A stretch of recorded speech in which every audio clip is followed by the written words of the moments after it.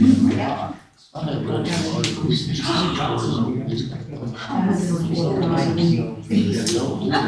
have to ruin it.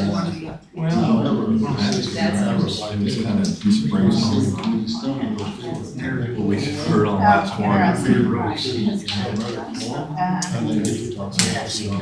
Yeah. Maybe he's. Yeah, I've heard that people's like, We can ask taste him. of needle starts after you've had a hard transplant. Got our date or- So what You want time? to at 2 p.m.? Yeah. I'm ready to figure that out. Thanks. Yeah. I am. It worked. It worked. It's all you, Jerry. Well, some things you can blame on me, a lot of things I get accused of, I didn't do. So what do you, to determine? New color? Did we move CDC up in there? To get ahead of that June. Yeah. Yeah, well, I'm asking you. Yeah, that's unfair. That's unfair. Call the meeting to order. First item on the agenda is approval of the agenda. I do have one request for a change, because we have somebody here from Olathe area. Could we move IT bid from number 6 under new business to number 2 on new business? Anybody have a problem with that? Just to save time for him. Alright. So with that change, I'll.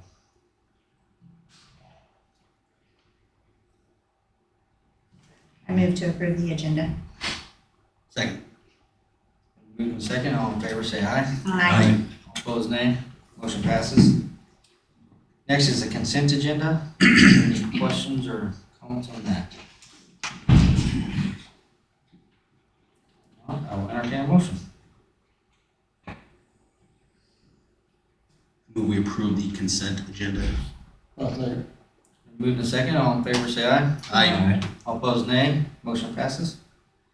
Next, is there anybody here that'd like to speak to something that's not on the agenda?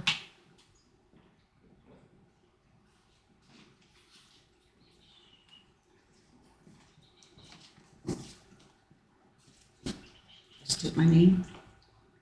Barbara Pressgrove, 1110 7th Street. I know later on the agenda, we're talking about Belize to the community garden, and I also have a flyer, the Spring Farm Day. It's this coming Saturday, and the community garden is on that tour. So I thought maybe you'd be interested in seeing the brochure. And Lori Trojan also has her farm on the tour. This is the first year that they've had a spring farm tour. They've had one in October for quite a while. And this one just has, I think it's 9 farms that are being exhibited or whatever. So anyway, we've been working very hard to make we have a hoop house, and so I guess maybe that's a little bit different than most farms or community gardens. And so I think that's probably what most of the public will want to see is our hoop house. So we've been working hard to picking that up. And I have flyers for everybody. Is that okay to give everyone a flyer? Absolutely. Okay. Yeah. Well, say again? Do you want some? Say, no, I don't. I've gotten used to jelly before. Yes. Yeah, I know. Thanks, Bob. I don't think Thank it's you. sand plum jelly though. Here you go. Hope you can stop by. It's from 9 to 5 on Saturday, May 7th. Thank you. Yep. Anybody else like to speak to something that's not on the agenda? All right, we will move on. Old business, street improvement plan. Ooh. This is our standing discussion. I don't really have anything to update. We haven't had since our last meeting, so. Are we prepared to approve phase 1 to start community outreach? To work on that in committee and start developing plans for community outreach. I can't hear you, Casey. Are we ready to approve phase one of the plan that was outlined? The streets? Yeah, so we can start working on a community outreach plan. Scott, where you at with that? Yeah, the sooner we get community feedback, the better. We may be sitting on this for nothing. Right. Yeah. Let's go for it. All right, so do we want to make a motion to approve phase one of the street plan? So is it the street plan or is it the brick street plan? Because we have a street plan. We can name it Brick Street Plan. Yeah, because I don't want to get confused with what we do. So you're For the amending rest of the now to the streets. bricks, right? Do what? You're amending now to the bricks? Yeah, it's in phase one of the Brick Street Plan. So would this motion sort of tie us into the map that we've already all kind of agreed on? Is this having to do with the map? Yeah, that's, That's- that, well, So that this is approval of the map. for phase one. Do we need to figure out how we're gonna do this first, as far as getting the public involved? Well, I figured, that'd be something you guys would work on in your public works committee Right. on a outreach plan. Do you want us to work on that first and bring it back to the council to approve it then, or does it make any difference? I think, my opinion is we would approve phase one so we know what we're working on and the parameters of what we're working on, so you guys can then take it back to committee, work on your plan for outreach, and then maybe bring it back to the Now, I council. like the idea, Julie, that we have something to, a guide to start us off with. So if we go on phase one, phase two, or phase five, whatever phase there is, if it's given to us through the council, then we know where we're at, where we're standing, and what to fool with. And I would prefer that myself. If you would. But the streets that we designated are gonna be the same, right? For phase one, Yeah, yeah. so, Yeah, I think really we just need to work on the communications plan. Town hall meetings and, probably schedule out, because if we want to do, if the council's wishes, and I think this will remain on the agenda for this reason, to, once we approve this phase one, then start talking about funding, right? And if the council's wishes is to move forward with a sales tax referendum, potentially, then we probably need to know that fairly early, because since it's an ordinance, we have to pass that 90 days prior to the election. So, but I figured if you guys worked on the communications plan as well as recommended or thoughts on funding mechanisms to bring back to the next council meeting, then we can start on that roll, because we'll have to develop specific ballot language that will have to be approved as part of the ordinance. So I think Glenn, what would our date be, was? Well, the minimum would be 90 days from the next election if you're looking at November. I don't know if that's usually. Second meeting in July is when we'd have to be. Yeah, doing so that that's, final right, election. first week in November, so it's, July at the latest you would want to do that. So, and you have to pass that by ordinance. So we'd have to have an so 2 ordinance, readings. ordinance developed by the first meeting in July, pass on the second meeting in order to be on that November ballot. It's already made. Yeah, that's tight. Well, if we get our communications plan together now, start having the outreach in June, Mhm. and do outreach sessions throughout June, get community feedback while we're developing the ordinance to bring forward in the first council meeting in July. I think it's doable. Something to do with, Yeah, it's doable. I think it'll be, But I think Yeah, just keep this working that moving. framework around that phase one for your outreach is really cool. So, when does it come into play as far as the grant for this? That would, typically the TA grants come out November-ish, October, or November, so we would probably know about the sales tax vote because we'd have to know how to fund our portion of that grant before we can apply for the grant, because they always want to see your matching funds and what your community's done to be able to match that. So the matching funds would come from the sales tax? that's the way the council chose to do it, yeah. We had talked earlier about bonding, just sales tax will generate X number of dollars, bonding this amount, and then having that in a fund, or street fund, and then just using that money to draw down on for our 20% or 30% match, whatever the TA requires. But that's gonna be part of the decision and discussion going forward. Do you typically see a lower success rate in getting grants if you have it contingent on a tax passing? Yeah, they like to see I mean, we saw so much success from our sidewalks because we Money had in that hand. money. Yeah. We could show them, hey, we already have this money, we've already funded it, we just need your match to Right. to get the project started. Would you make a request for funding for the whole project at one time, or do you do it in sections? No, we've learned through the sidewalks, the TA grants, they really like to be around that $1 to $1.5 million mark at the most. So we want to probably keep it down. That's why we talked about 3 to 4 blocks at a time over the phase 1. So you're talking about putting phase 1, so you'll start phase 1, and when phase 1's almost completed, you go to phase 2, and then you put in for the grant, is that what you're saying? No, we passed this phase 1 and then we'd start working through it because we have, 14 blocks under phase 1. So if you go 3 blocks at a time, we're looking at 4 years minimum. Well, that's where I was at with 3 blocks, yeah, it's that. Yeah. I was thinking 3 blocks at a time. Okay. Yeah, so we'd be looking at 4 years minimum of getting TA grants, and that's if we got TA grants back to back over 4 years. So, So if the sales tax doesn't pass in November, then I think we'd have to come back to the drawing board. okay, because we don't have to pay at this point. Correct. So if it doesn't pass in November, and we have to come back to the drawing board, all the work that we're gonna do in the meantime, does that go away?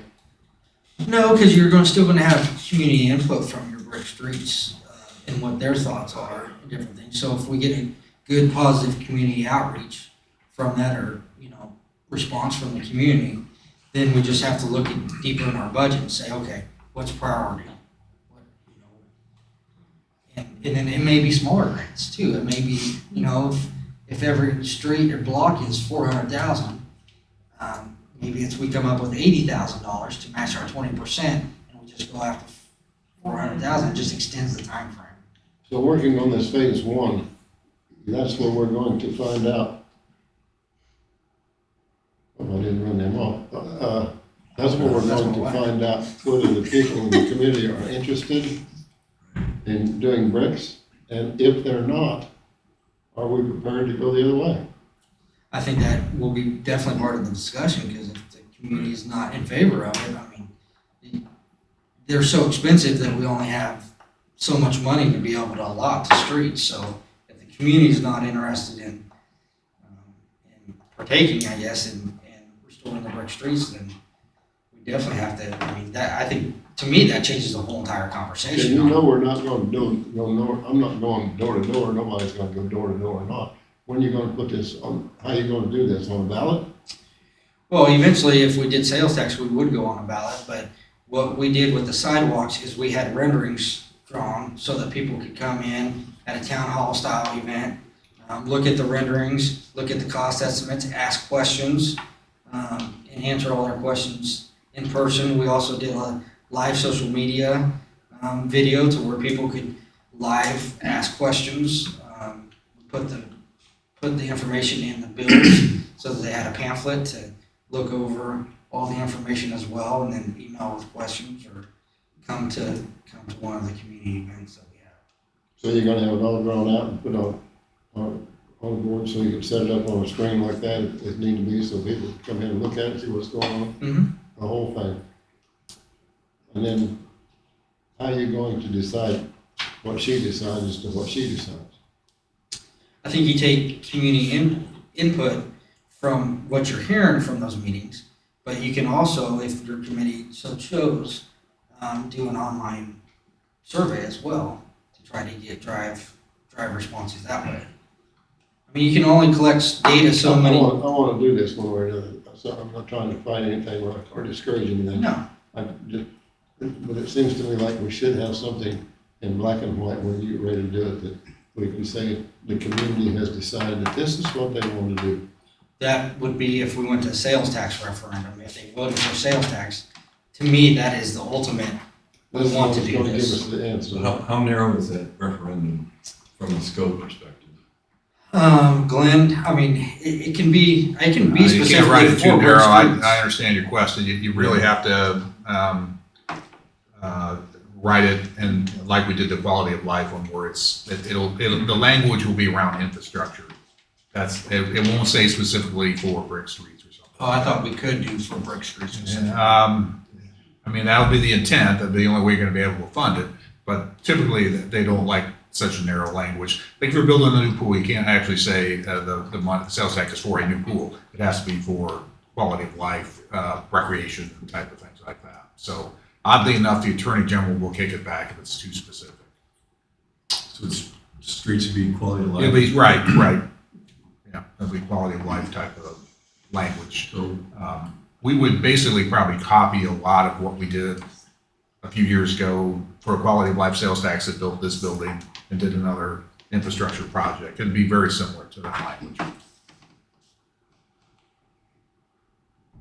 So, I mean, the way I see it is, if it's clear that's what the sales tax is targeted at, doesn't bind us to that, and if it passes, we aren't able to get any grant funding, then we'll have a choice to make, right? Do we just extend the project out that many more It years? was 8 instead of 4.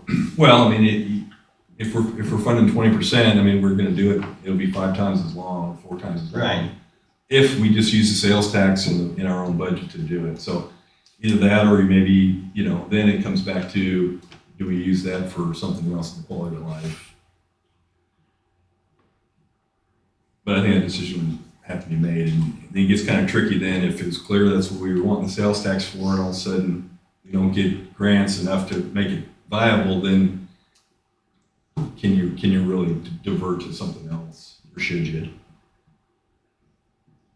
Well, I think for me, that's where I thought, if we pass the sales tax if the city community passed the sales tax referendum, and we figured that might raise around $240,000 per year.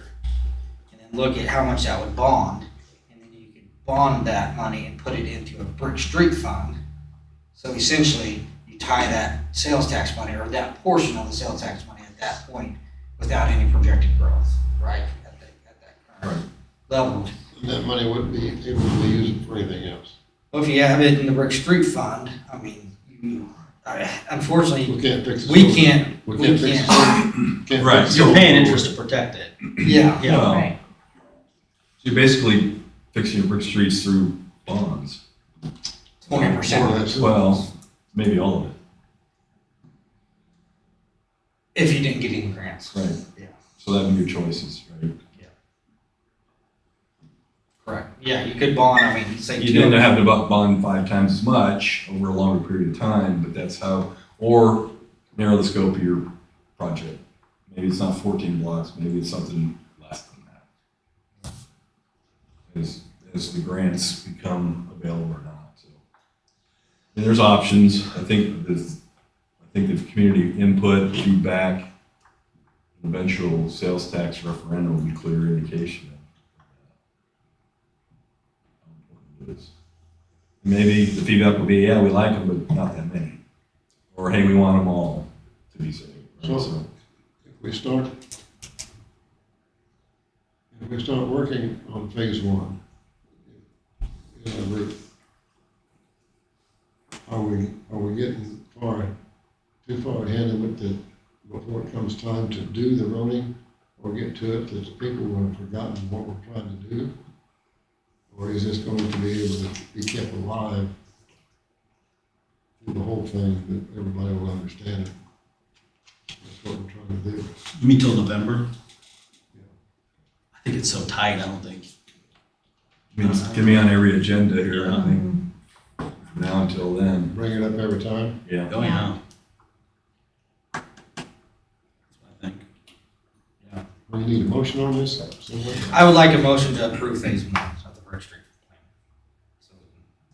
plan. I move we approve phase 1 of the Brick Street plan. Second. Moved in second, all in favor say aye. Aye. Opposed, nay. Motion passes. Next, anything more on that? Julie, What? are you all right with that? Yeah. Okay. I mean, it's gonna be determined a lot on public input. We have Yeah, surveys. Exactly. It's non-binding in any way, shape, or form. Right. Right. Okay, Yeah, it's not I'm binding. sorry to add. No, that's fine. Okay. That's fine. Alright. Power generation. You promised to keep this one on Well, there as well. I guess, I mean, it's gonna be in the committee report, but we discussed that in the Budget and Finance Committee, and what we decided is that with the current electric fund reserve balance, that we could, with the new $1.5 million estimate, we could support all of that out of the reserve fund and still end up with 90-day reserve, which 25%, which is what, if you remember what we're in target for the new policy, that's the goal with a 15% minimum. So we will be, after paying for that, we'd still be at our policy.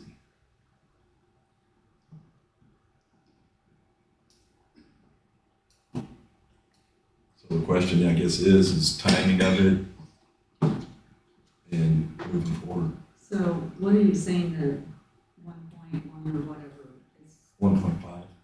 for? What is that? The generators. So That, what Jeff was talking the about? last estimate he Okay. gave us was, I just want yeah. to make sure that we were on Yeah, the same page. yeah, it was the last number. Covered he two gave units, us. right? And has it, Yeah. Yeah. has it changed since then? There's been some more options that appeared today, so. Higher Somewhat or in the same lower? ballpark. Okay. All right. More generation? The same ballpark? Possibly. Not quite that far. Wait a into minute, it yet. possibly, I don't like that word possibly. Go ahead and step forward, Jeff. Every time he does, the number goes down. Goes down. So, 2 weeks ago when I was here, I told you that we'd been working with High Plains Power on some used engines coupled to new generators. So, in my opinion, for the price, that's probably going to be our best value per megawatt. And it allows us to go ahead and register the unit too. So last week we were at the KMU conference and vendors were there and Foley Cat was there. And our salesman that we've been working with on some of the newer stuff, and he's also the one that sold us the two 300 kW units a couple of years ago. Told him about the project and got his opinion on whether they would have some used units. So he did some searching since last week and called me today, and he has found 3 identical units of the same size. Just like the ones that High Plains found, they are the wrong voltage generator, but it would allow us to put new generators on the end of these engines. So we're not really too far along in the price because he's pricing them as motor and generator, and High Plains is pricing them as almost a complete turnkey package. So we need to break down, the differences of what they're providing and what Foley would provide. But and they're 1,650 kW units. So if there's a possibility that we could come up with 3 of them and still get in under the 1.5 mark, that would give us almost 5 megawatts of additional generation, and it would all be at the power plant too, which seems like a win-win. So So the third one require an addition to the building? Or I think so. wouldn't? There's no way that I can foresee fitting 3 of them in the hole we have. But it may be that we could add a small section on the north end that would just be a slab because they don't need basements. They were skid mounts, just like we've been looking at the others. So they don't need a basement. So there's a possibility maybe we could add on to the building and put those 3 in the new part of the building. So this is all just ideas that I have going through my head right now and still pursuing. You hook that up like you do that one for the water pump there? Sit outside on you? No, it would be inside the building. These are not enclosure units like the one at the water pumping station. Or either of the options, I'm trying to remember if the first one was dual fuel or not, to work with natural No. gas. they're all diesel. Can they operate, I know this is crazy, but can they all three operate at the same time if need be? Yes. Yeah, and any of the new ones, they're gonna be, where they can sync in with our old ones too, so we could run say we had all 5 of them at that plant, all 5 could be ran at the same time. Okay. All 5 of those could be run with the downtown unit also, so. It doesn't sound like we're ready to move on anything. No, I wish we were, but, no. But we are still pushing forward. I think that's something that we don't really need to hurry. Let's get through We tornado need to season keep with the going higher with it, insurance Just policy. like he's doing until it comes Electrical. to the point where it's right. This is a Scott deal. Don't mess with this until you get it where you want it. Yeah, I mean, we're not in a rush, it's really for growth. So, yeah, I don't think we rush into any of it, and it's in the reserve fund, so Yeah, it's not going anywhere. But we don't want to let opportunities pass us by either. I appreciate your time and effort that you're putting into this, and I Sure. agree with what you just said. So last week, after talking to Foley, and they would not be providing the switchgear because they don't do that. I talked to Mike Schmatter from Mid-States, and they're a division of KMEA, which we work with. And they do generator installs too. They're doing a bunch of them right now. They're working with Foley on a couple different cities here in the state, doing the very same thing we're doing. I asked him for a time frame of when he could probably get to our project, and he's thinking it's 18 months out before he could probably dedicate time to our facility. So, it may be that we come across the units quicker than that, but, if we could store them somewhere, until we're ready for the install or whatever, I'm just trying to throw out different options and maybe what we can do.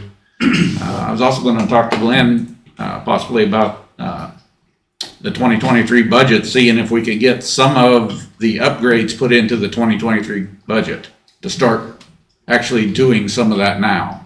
I don't know what his thoughts are on it, or you guys' thoughts on it, but, just another thing. All budget next Tuesday. Budget season. Right? So, Yeah. that's one thing I'm gonna bring up is maybe that possibility, so. That's kinda where I'm at now. If there was a good deal come along, is there any reason why we couldn't secure that deal and hold on to those things till we got, I think the biggest thing would be the storage item. yeah, But I don't think there's anything, since sounds like we're not gonna bond money for them. There's no, like Scott indicated, there's no rush because it's sitting in our reserves, so. you're doing good. Hang in there, keep it up. I'm trying, thank you. We can't give you a raise, but we sure appreciate the fact that you're trying to save us money. We love you anyway. Thank you. All right, anything else on that agenda item? Thanks, Jeff. Thank you. Thank you, Jeff. Okay, any public comment to that agenda item? We want to talk about fire generation? Trail construction agreement. Glenn, give the council a brief update. Yeah, speaking of TA grants and all that, we do have one. In your packet there's a map of the first leg. It'll actually go from the depot to Elm Street, where we had a trail went across there, across the track. So that's actually phase one of our, what we call a Maple Leaf Trail going across there. Since we already got that, the design has been approved by KDOT. So it's a three-party agreement then. We need to sign this, and then KDOT will also need to sign after we do. And that's it. So that completes the whole grant process for phase one, which we've already got underway, and it's ready to go to bid here this summer. So we need to authorize to sign this, and we can get building our trail. Anybody here from the public like to comment to this agenda item? All right, council discussion? I wasn't here for any of this discussion to bring up this trail construction agreement to start with. So where did the money come from to do this? This is part of our bonded $1 million for the trails. Okay, the fact that there's a rumor out there that you and I talked about this afternoon, is that gonna make any difference in the money situation? No. Okay.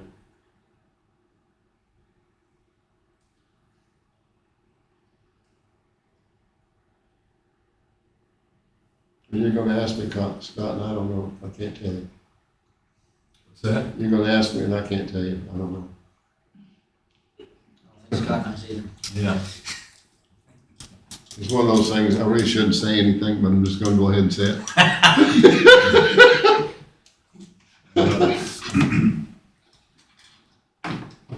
No, this essentially is the start of our trail, and our sidewalk plan, because it kind of is twofold. So, yeah, this one's been in the plans for 2 years. Or at least, yeah, I forget what you were actually applied for, but that's the way these typically go. It's federal money that comes through the state, and then we apply through a competitive process, and we've been very good at getting these. So this is the, third in a row I think we got, so it's pretty good. Showing phase 1 there? It's phase 1 of that trail, because the other trails really connect to it, but they weren't part of the actually Maple Leaf Trail as we're calling it. So you said DOT's already paid? It's an 80-20 split. They pay 80%, we pay the 20%. All right, let's play hypothetical here. So let's say all our dreams come true. We get all the grants, take this puppy all the way to Ottawa, connect to the Prairie Spirit Trail. Where's the official trailhead end?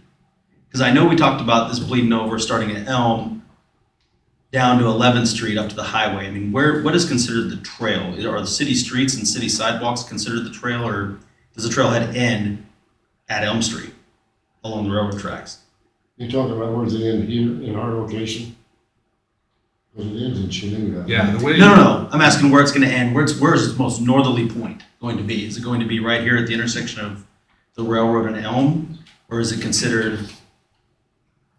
Well, there's actually probably 3 answers to that question. You could consider, yes, right there at Elm Street where the crossing is, you could say that's the northernmost. Or we do have the trail easement agreement has been amended to show that we can go straight north. Okay, that's what I was going to lead into. 56. I Right, did not know that that. has been approved by the railroad, and Did we do not know have that. that, That's and that's been important to know. recorded.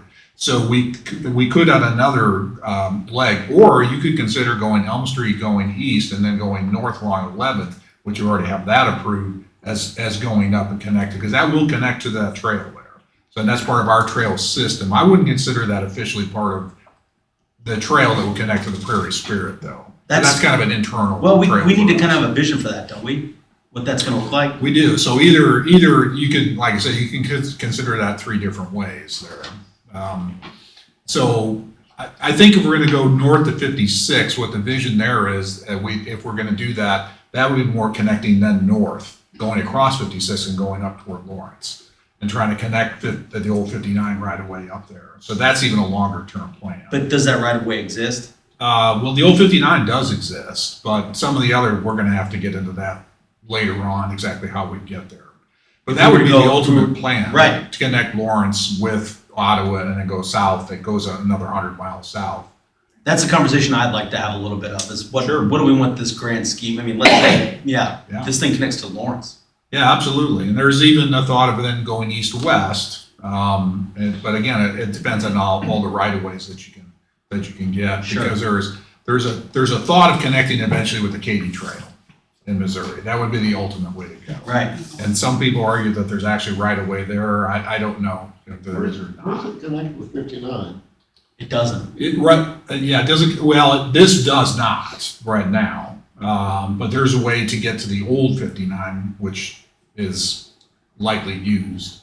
But you gotta go across 56 and we'll have to work with KDOT to get a long way up there. But that's a possibility to do. So the old right of way that goes down through the bottom of the Baldwin Hill, is that still, is that public? No, see, that was a ban. I wish the old railroad track had I it. said that wrong. Yeah. Is that privately owned? It went back to the owner Yeah, of the It land? does now, yeah, right. They gave that up, unfortunately, when they gave up the railroad land back then. If they hadn't, we would have a clear path up there, but that was made decades ago, so so we can't do that. So, yeah, there's a way to get to Lawrence though, and so that's been part of the discussion actually from when we started this early on, so.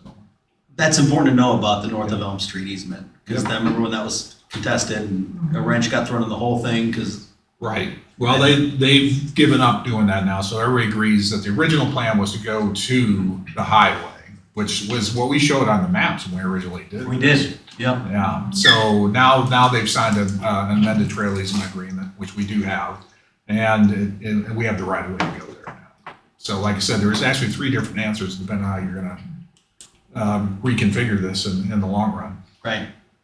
In order to make it work down 11th Street, you're gonna put in a sidewalk, don't you? Well, Elm Street's already there, that's the one we already Not put Elm in. Street, Yeah, 11th Street. 11th Street, but that's in the works for the next grant that we already have, so that'll be coming, Yeah, we've already been awarded. not this year, but next year, we already have another grant to do that. And that's for sidewalks. That's correct, And yeah, to then go up. come across that little stream up there and then come south. Yeah, it's gonna be tight going up there, but that's the next phase that we actually do. So we'll connect, the depot eventually all the way to Elm Street and then go up to 56. So that's already been approved. So when this got approved, I'm remembering right, is 1.1, 1.2 million. Yep. Our bid was to go all the way to the highway. It was, right. So why don't we get half of that with that same money now?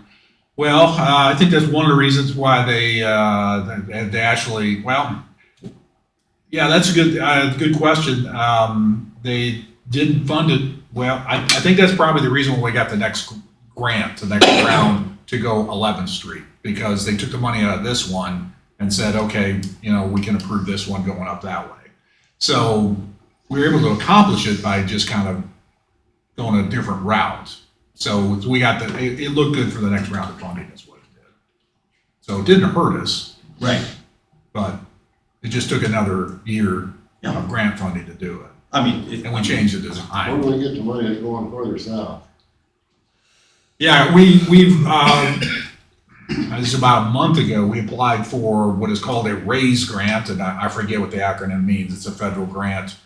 We applied for $20 million in funding to take us all the way to Ottawa. And that would include the trail, fiber optics in there, and a lot of other things that we threw in that are pretty innovative. That should get us up the scoring ladder, but who knows? That's actually a federal grant that's got to be approved by the Secretary of the U.S. Department of Transportation. That would be the way to do it. Otherwise, we're going to have to do it in phases like we're doing right now, a couple miles at a time, using TA money or some other type of grant money. But since there's a lot of federal money out there right now, we decided to go ahead and just throw in for a grant that made sense, but, We actually applied for 2 grants. that's great. I forgot the Spark grant, which I forget what that acronym stands for too, but that's more of a state grant. And so that's out there too. So So both of them were leveraging our already invested money and all this other stuff. yeah, which typically gets you higher score if you've already started trails and you've shown a commitment to trails, sidewalks and whatever, and you have a plan that connects all this, that typically shows a commitment and you do score a lot better. Is the easements for this trail all the way to Ottawa, has that already been established? We did that 4 years ago, right? And what we did was we actually bought the easement when the railroad got flooded out. They lost a bridge and track. In exchange for, I think it was $345,000, we negotiated with them. We actually bought that easement. It's permanent, it lasts forever, and it doesn't matter who owns the property or whatever. So it remains. And we didn't sunset it at 99 years, it's perpetual. As long as we build a trail on it. within 50 years. Within 50 years. Yeah, I think it was, so actually this first leg of it. Start the trail. Start, Not- yeah, yeah. which Great is grant. what we're talking about here tonight. I'll be here when they put in the last spike. I hope so. Yeah, all right. But yeah, so this will be the first leg. So you'll be of here when they promise put in the year. first one and the last. Right, Yeah. yes, sir. Oh, I'm gonna see this sucker all the way through. Right. We'll ride our bikes, I'm Jerry. open. Yeah, you get the first bike ride on it. First Corey, to one. your point, I don't see any value in spending any resources on that Elm North to 56 until it's part of a bigger. That's, I mean, that's. the 11th Street's much more We use city that. beneficial than that one piece. That to me, that just stays there until something. Kind of worked out. It did work out. Funny how that. You mean that they're gonna drive the spike in front of my house before it's over with, is that it? They're pretty close. Pretty close to Down where- the corner. Yeah, we're gonna be right there. Yeah, as long as you do connect up, because we have that trail that goes along 56 already, and we wanted to get there, and we will. But it won't really be, I don't think, officially part of the Maple Leaf Trail. So I would say it actually ends there at Elm Street. So will it be classified as the Maple Leaf Trail, clear to Ottawa? Well, Yes, that is correct, because. We haven't named it officially. That's, just what that's what we're calling it. Because what When we we want get to the do. grant, then we'll bring that back. Yeah, we want to connect with the Prairie Spirit, which is part of the state park system. And they named that the Prairie Spirit years ago. So we could actually call it, if it becomes part of the state park system, it could be the Prairie Spirit Trail, just coming further north. Or we can name it if they don't do that. Then I think we have the right to name that. This thing actually goes through Ottawa and on down through Garnett, Iola. down through Iowa. Yes, oh yeah, yeah. And then clear to, it goes clear to Chanute, or is it gonna be on? It goes beyond Chanute, yeah. Yeah.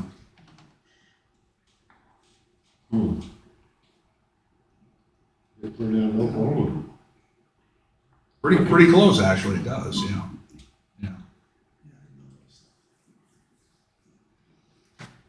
All right, any more questions on that? I will entertain a motion.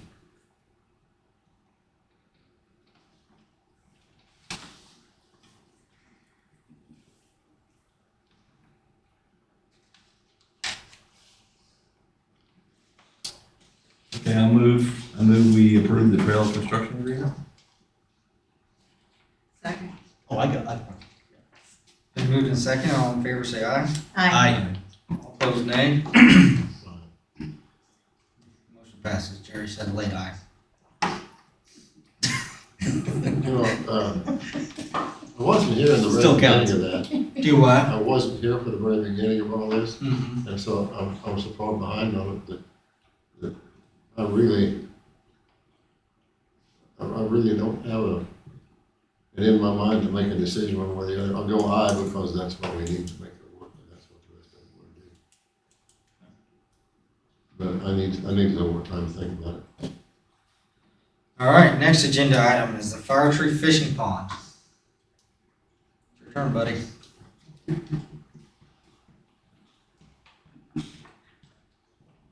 Hi, my name is Hudson, and I think it'd be a really good idea if we turn the pond by the Fire Tree Park into a fishing pond, because I think it's a good spot for kids to access and for people that might not fish before a chance to fish, and it's also the only public pond in Baldwin. Yeah, it's the only fishing pond in Baldwin that Baldwin actually owns. So I think it'd be pretty cool.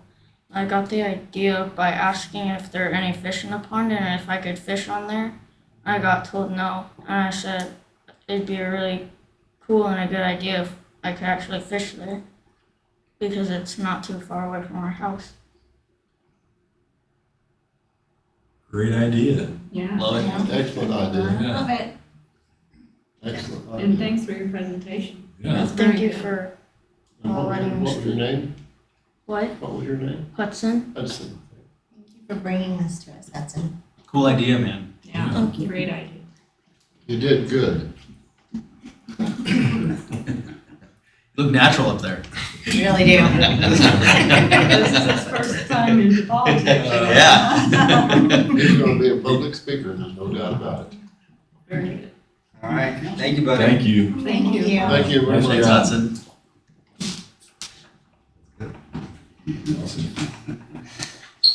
You need a motion on that? Yeah, I think it'd How be, you wanna order it? however you wanna word it. to Aye. approve. Are they done with the excavating and stuff? No, this would just be like the council approving to make that a fishing pond. As I told you guys before, we had an local excavation company that has donated their equipment and time to excavate the pond for us whenever it dries out. So it'll be no cost to the city on that. Talking to Rob, one of the plans was we have those T-huts, to bring one of those to Oh, the yeah. backside of the pond. It's a great Good idea. idea. So people can have picnics inside of that as well, so build a little bridge over the entryway. And then Rob would like to look at how much it costs to riprap, which is just rock around the edge of the pond. So he's gonna check on that. That'd be the only city expense. My wife and I are willing to donate the fish to stock the pond at the beginning to help for the kids. So really the only cost is if the time to relocate the T-hut over there to build the little walking bridge, and then whatever the riprap cost would be the expenses. This Eagle Scout projects could probably go a long way there too. Yeah. So we can possibly look at doing that, because that'll kind of open up a whole new phase of that park area there that we're not utilizing right now. What'll be interesting to me is just driving by it, looking at the parking spots to see how much that's going to get used, and if we're going to have to look at more parking in that area. So, hopefully we do. I mean, that'd be a good problem. I will make a motion that the fishing pond in the Fire Tree subdivision be dredged and put in for public use and be called Hudson's Pond. Second. Nice. It's been moved and second. All in favor, say aye. Aye. All opposed, nay. Motion passes. There you go, buddy. How's that? You got a pond named after you in Baldwin City. All right. Good job, I buddy. think you get like a screen. Well. Next item on the agenda is the IT bid. We do have one of the bid, sorry, what was the name of the IT company? Pine Managed Services with the Kincaid Group. So they were one of the bid people, and we talked in finance, so Scott, I'm gonna kind of kick it to you, or do you want me to kick it to Glenn to kind of go over the bids? Yeah, I think Glenn probably summarized it. I mean, all we did in finance was just kind of compare the bid to previous expenses to see how close we were from a budget impact from what we got from the bid. So probably Glenn, if you want to, I mean, it's going to be a staff recommendation, is what we're looking for. Right, yeah. You know, every few years, we do go out for bidding our services here, because we used to have somebody who did IT services full-time for the city years ago. That predates me by a few years. But since then, we've been bidding for private contractors, and so we got 3 bids in. One was from a company out in California, and so that probably won't work out very well for us. So then we got 2 here. One's our current provider, which is eNet, and then the other is the Kincaid Group here. So really, they kind of bid the same services. The difference is you have an hourly rate, which is what our current folks do, versus a monthly rate. From a budgetary standpoint, a monthly rate's going to be easier for us to budget, of course. We've been pretty consistent on what we use for IT services, so it's not a huge difference, but it is a difference. They bid it a little different way, so that's really kind of the difference you see in the.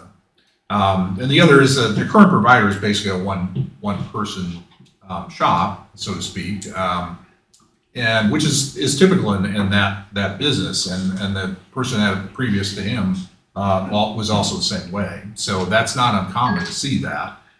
What they're offering though is more of a company type of situation here. So that's a little bit different. So that's really the differences in the 2 responses to the proposal. So they're very close as far as the price goes and whatever. So I don't know if anybody had any questions or you had anything to add to. No, we look forward to the opportunity if it arises. We right now support. David, could you step? Yeah, Yeah. right now, we support all the Kincaid Group companies, 27 locations. We are working with I think I can say it now, Bonner Springs. We're doing their IT work as well now. Couple of chiropractors up in Tonganoxie, and we're continuing to grow the Pie Managed Services company. So we look forward, if you guys, want to give us a shot, we'd love to. The bid is monthly. We'll take care of all the standard activity that happens within IT, updates and, service requests, those types of things that come in. Special projects is a little different in the bid. But yeah, questions? Now, one question that came up, and I was live texting you during that, was that how many, we talked about having, like if you guys have to come on site, how many visits, because I know the proposal. We talked about 2. Okay, 2, so I just wanted to clear that up, because I don't know if I got back to you guys from that question. So they are going to include 2 on-site visits at no charge under our monthly fee Is that per month? per month. Otherwise, it's just the gas, right? No, otherwise there's an hourly charge. It's a 30-minute charge. Right. I think that was in the bid. Yeah, so an hour charge. Yeah. Right, yeah, you're just paying for the trip, and then Yeah. it's like they're on the phone, might as well be on the phone, there's no difference. Mhm. You just paid to get them there. Right. Yeah. Yeah, And I think one of the difference, it was an annual contract, right? 1 year? Correct. 1 year with a 90-day opt-out 98-day opt-out. for either part. I think one of the things we discussed, is really a one-person shop supporting multiple enterprises versus, I think you've got multiple people that would be supporting, multiple enterprises, but, we would have access to more people, on a real-time basis. I think part of the challenge we had before, hearing from the staff, was just availability.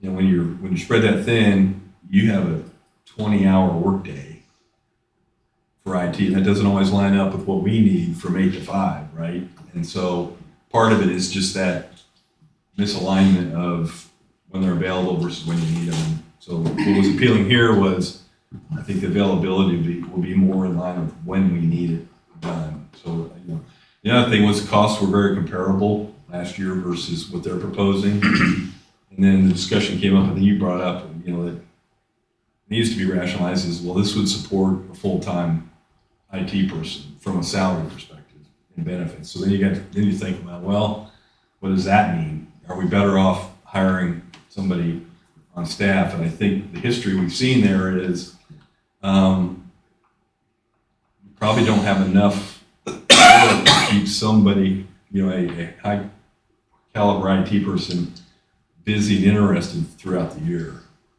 And they want to be busy, always learning the new stuff. And if they don't get that here, they're going to go somewhere else. So part of it is you have to pay more because you don't have that full year's worth of work, but you're also more flexible in what you can do. So we talked about that, but that's something we've got to rationalize here is we could add someone on staff for that.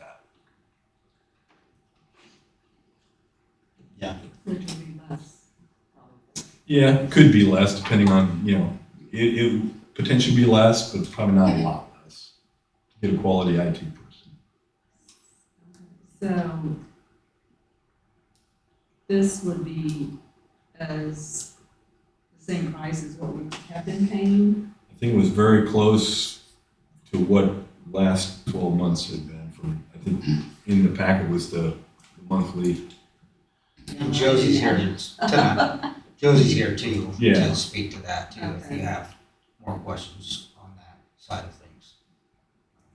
I'm just trying to compare. Yeah. Yeah, absolutely. No, that's, and to do that a little bit further out, this would be more of a team, right? We would have access to more of a team, so one mind versus, Correct. Yeah. Yeah. We've got 3 on staff. I'm actually getting ready to hire more Okay. as we continue to grow. And so what, can you remind me, I didn't read through the whole entire proposal. But wasn't there a time frame that was lined out on response time or call Yeah, time? basically a 4-hour response time is what we shoot for. Right now, I think our response time is about 2.5 hours. That's gonna vary during the day, a little bit, but we always are under that 4-hour response time. And that response being, we'll at least contact you, we'll find out what the issue is, and hopefully resolve it on the first call, right? That's always the attempt. If we have to do research or get parts or whatever the case, obviously I don't go past that point, but So is the callback time just if they don't get a hold of somebody when they call the hotline? Or is there? so to get a hold of us, the easiest way is you send an email to support@thekincaidgroup.com or support@PineManager Services. That automatically populates a ticket in our system. We've always got the system up and open. So we'll see that ticket come in and then we'll reach out. If it's an emergency, there's a hotline that you could call, and then it rings all of our cell phones at one time. That's what I was getting at, if it was an emergency, like if our phone system goes down at City Hall. Right. You know. And the last, as it goes through that call tree, the last one is my phone. So, and I will pick it. How big is your pool of IT professionals on the back end of that ticket generation? I mean, how many? I've got 3 right now, Okay. getting ready to add more. And right now, it's a good size.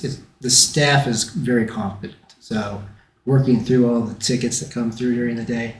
And one of the advantages of having a single person is they know your environment inside and out. As your pool gets bigger, you know, it becomes more problematic to have to, somebody who picks up the phone or the ticket this time may not have dealt with our environment.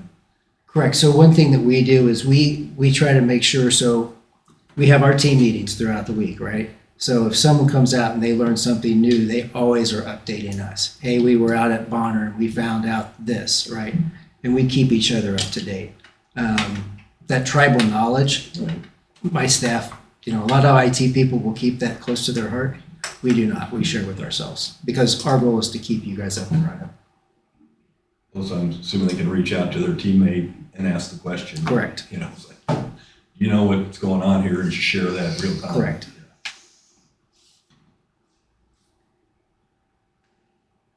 Any other questions for David? Maybe Josie talk about just response times that we've, you know, we need to compare what our response times have been to what we're talking about for an SLA here, so. All right. Thank you, David. Thank you. David. Thank you. Josie? Yes, could you speak to that? Yeah, I can. Just on the ground at City Hall, I would say that I think we could do a better job of serving our customers in Baldwin if we had more resources available to us when it comes to IT. Response time has varied very widely. Sometimes we can get a quick response, and other times we don't hear back for a very long time, and we have to follow up with multiple emails, phone calls, text messages, trying to find out what the holdup is, what's going on, what's the status of our situation. Also, again, going back to the 8 to 5 availability, that would be very, very helpful for us on the ground, because sometimes right now what's happening is that our IT does work on it, but it's outside of business hours, and then we can't collaborate with the IT person. And so he may not fully understand the problem that, you know, if we've typed up an email and sent it to him and he's trying to work off that email, but he can't reach us at the time that he wants to work on it, he's charging us hourly, and so he may spend longer on it than is necessary because he can't call us to work with him. So that can be frustrating at times. So I think just quicker response times and availability during the business day would be very beneficial to the people at City Hall when problems arise. And just speaking more to the hourly rate versus the monthly fee, that also is very unpredictable with the hourly rate. Like we may have a bill, you know, of $12,000 one month and another month it's $6,000. And so it's hard to budget for that when we don't know what that's going to look like in the overall picture. But again, like Scott said, overall, when we looked at the numbers over the past few years, like it was fairly comparable to what we had been spending over the course of the year. So I don't think budget-wise it's going to make a big difference either way. But I think that the staff at City Hall out front feels like a change would be to our benefit, whether it be hiring someone in or maybe trying something different for a year with a different company. Not to disparage anyone, but I we've had trouble with just availability during 8 to 5, which makes it difficult to do our jobs at times. Questions about that? Thanks. Thanks, Jessica. Thanks, Josie. So is that the staff recommendation? Or is there a staff? Actually, I believe it is. What'd you say? I didn't hear. Yes, that would be yes. Staff recommendation. Oh, Right. So is that the staff, I mean, did you talk with all of the staff about that, or is this just coming from you? Well, yeah, it's consistent throughout all the department. IT touches every department, but what you just heard was a common theme from all of our departments. Actually, so.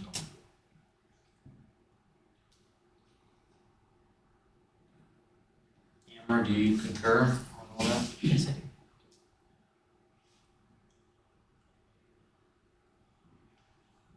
That's kind of like a medical thing.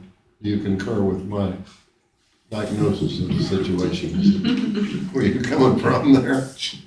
I'm asking if Amber's seeing and hearing the same stuff. 'Cause I don't work in the IT world. I don't work on our system, so I have to rely on staff on this one. I mean, this is not anything I touch. So My only question is, you know, if you have someone right there in the office with you from 8 to 5, would that be better? Or would it be cheaper? So we brought that up with Ben a little bit during finance, and Scott Ford can correct me if I'm wrong on any of this, but one concern that was brought up during that was we have an employee, and if they take 2 weeks off for their vacation or whatever, what are we have no fallback. So I think that was kind of the appeal on some level to a group that is going to have backups in place so that the city can continue to operate if somebody's gone. And Ben, I know you looked at the proposals too. What was you don't have to come up because you're still, Yeah, one of the bigger benefits I would see of outsourcing, maintaining that or outsourced functions is you've got 3 gentlemen that's got experience in a host of other areas that could apply something to the city where otherwise if you had one individual, you've got that one individual's knowledge. And I'm sure his group is going to be able to provide that. So if we're doing something wrong, they can get in there and either fix it or tell us how to do it right so we can speed the process up. And yeah, and I would have to concur with everything that Josie said. I remote into the system and it's a problem. I was just thinking, adding to the staff of the city no, might be a benefit. yeah, and I think that was just some of, on the daily basis, Right. concerns, but no, I get it, and that got brought up in the finance committee as well. Quick comment. Yeah. May I make one comment? I'm not for or against hiring an employee in versus having a company. Really, I'm okay with either. But just financially, I think you're going to end up spending about the same, even though you wouldn't think the salary would be that much by the time you add in health insurance and also the expense for capers and the expense for workers' compensation. It's always a lot more than the hourly rate that you end up paying from the city. So I would imagine that you're going to get close to that same amount of money with either route that you go. But I'm open to either and happy with either. I was just thinking if we could hire local, you know, we're always talking about, you know, helping the area people out, so that was just why I brought that up. So David may well address, how do you size the monthly fee? In other words, as we grow, I mean, so what's it based on? Number of employees in the city or? There are multiple.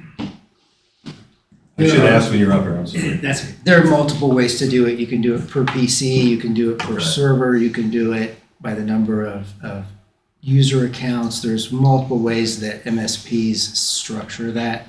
What I try to do is kind of use a hybrid of all of them to understand the environment. I did have some good conversations with Glenn, which gave me a really good idea of what the environment is. I've also talked to the IT person that exists today and gave me a lot of information as well. So, What do you guys consider a special project, I guess? I'm sorry. What's a special project? What's- You need a new server that needs to be procured, built, and installed into the environment, data transfer, that type of thing. Maintaining that server, the Windows updates every month, antivirus updates, all those things to monitor the environment itself is in that monthly fee. Special projects are additional. So a special project would be, You need to replace your wireless infrastructure or your firewalls. Adding something or new to the system. Yeah, or adding something new to the system. and then how quickly does that special project typically, like what's your availability to Once we get things approved, really right now, the biggest delay in anything is hardware. yeah. So, yeah.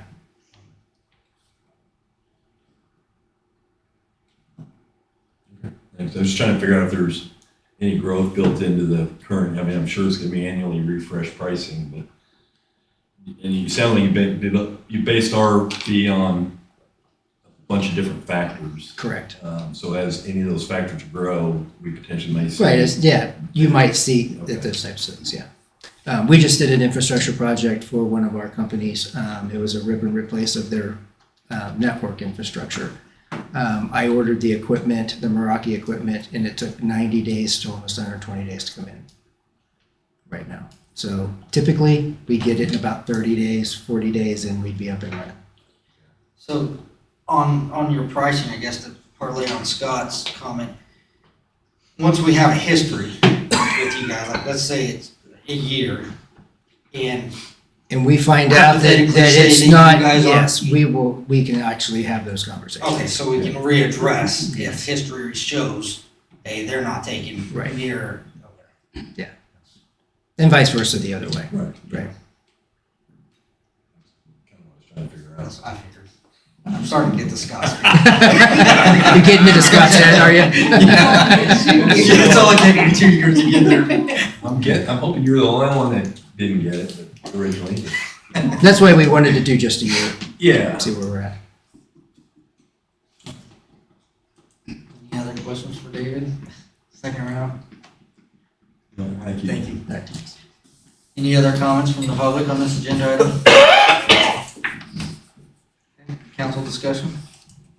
So current contract term, There is none. month to month. That I'm aware of. Glenn, that was before me, so is there any contract currently on ITs month to month?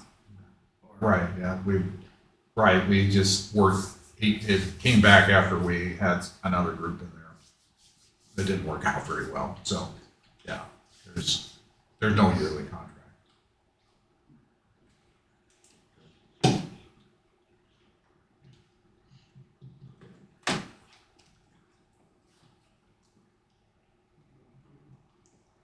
Any other discussion? I can't even spell IT, so don't look at me.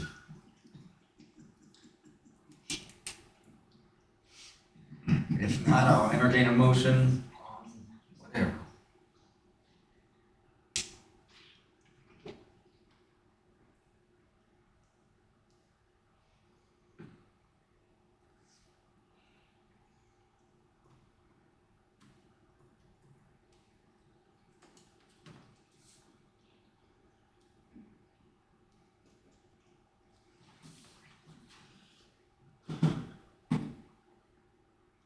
Move on for lack of motion. I guess I'll move that we accept the staff recommendation for Kincaid Group, or whatever the name of that is, officially, effective June 1 for the term specified in the RFP response of 1 year at the rates in the response. I did pick up the fact that it is a monthly basis. So you're talking June to 1 because it ends the last of May, is that correct? Yeah, just to give our current IT notice, time to Sorry? transition. That's correct. A second. Moved and second, all in favor, say aye. Aye. All opposed, nay. Motion passes. Next, tree board appointments. Were you here for that, or? No? Okay. So we had a vacancy on the tree board, and it was recommended that Wendy Southard be appointed to our tree board. For those that, I think everybody here knows that we have tree boards, long-standing tree board, so, their board recommended that Wendy Southern be appointed to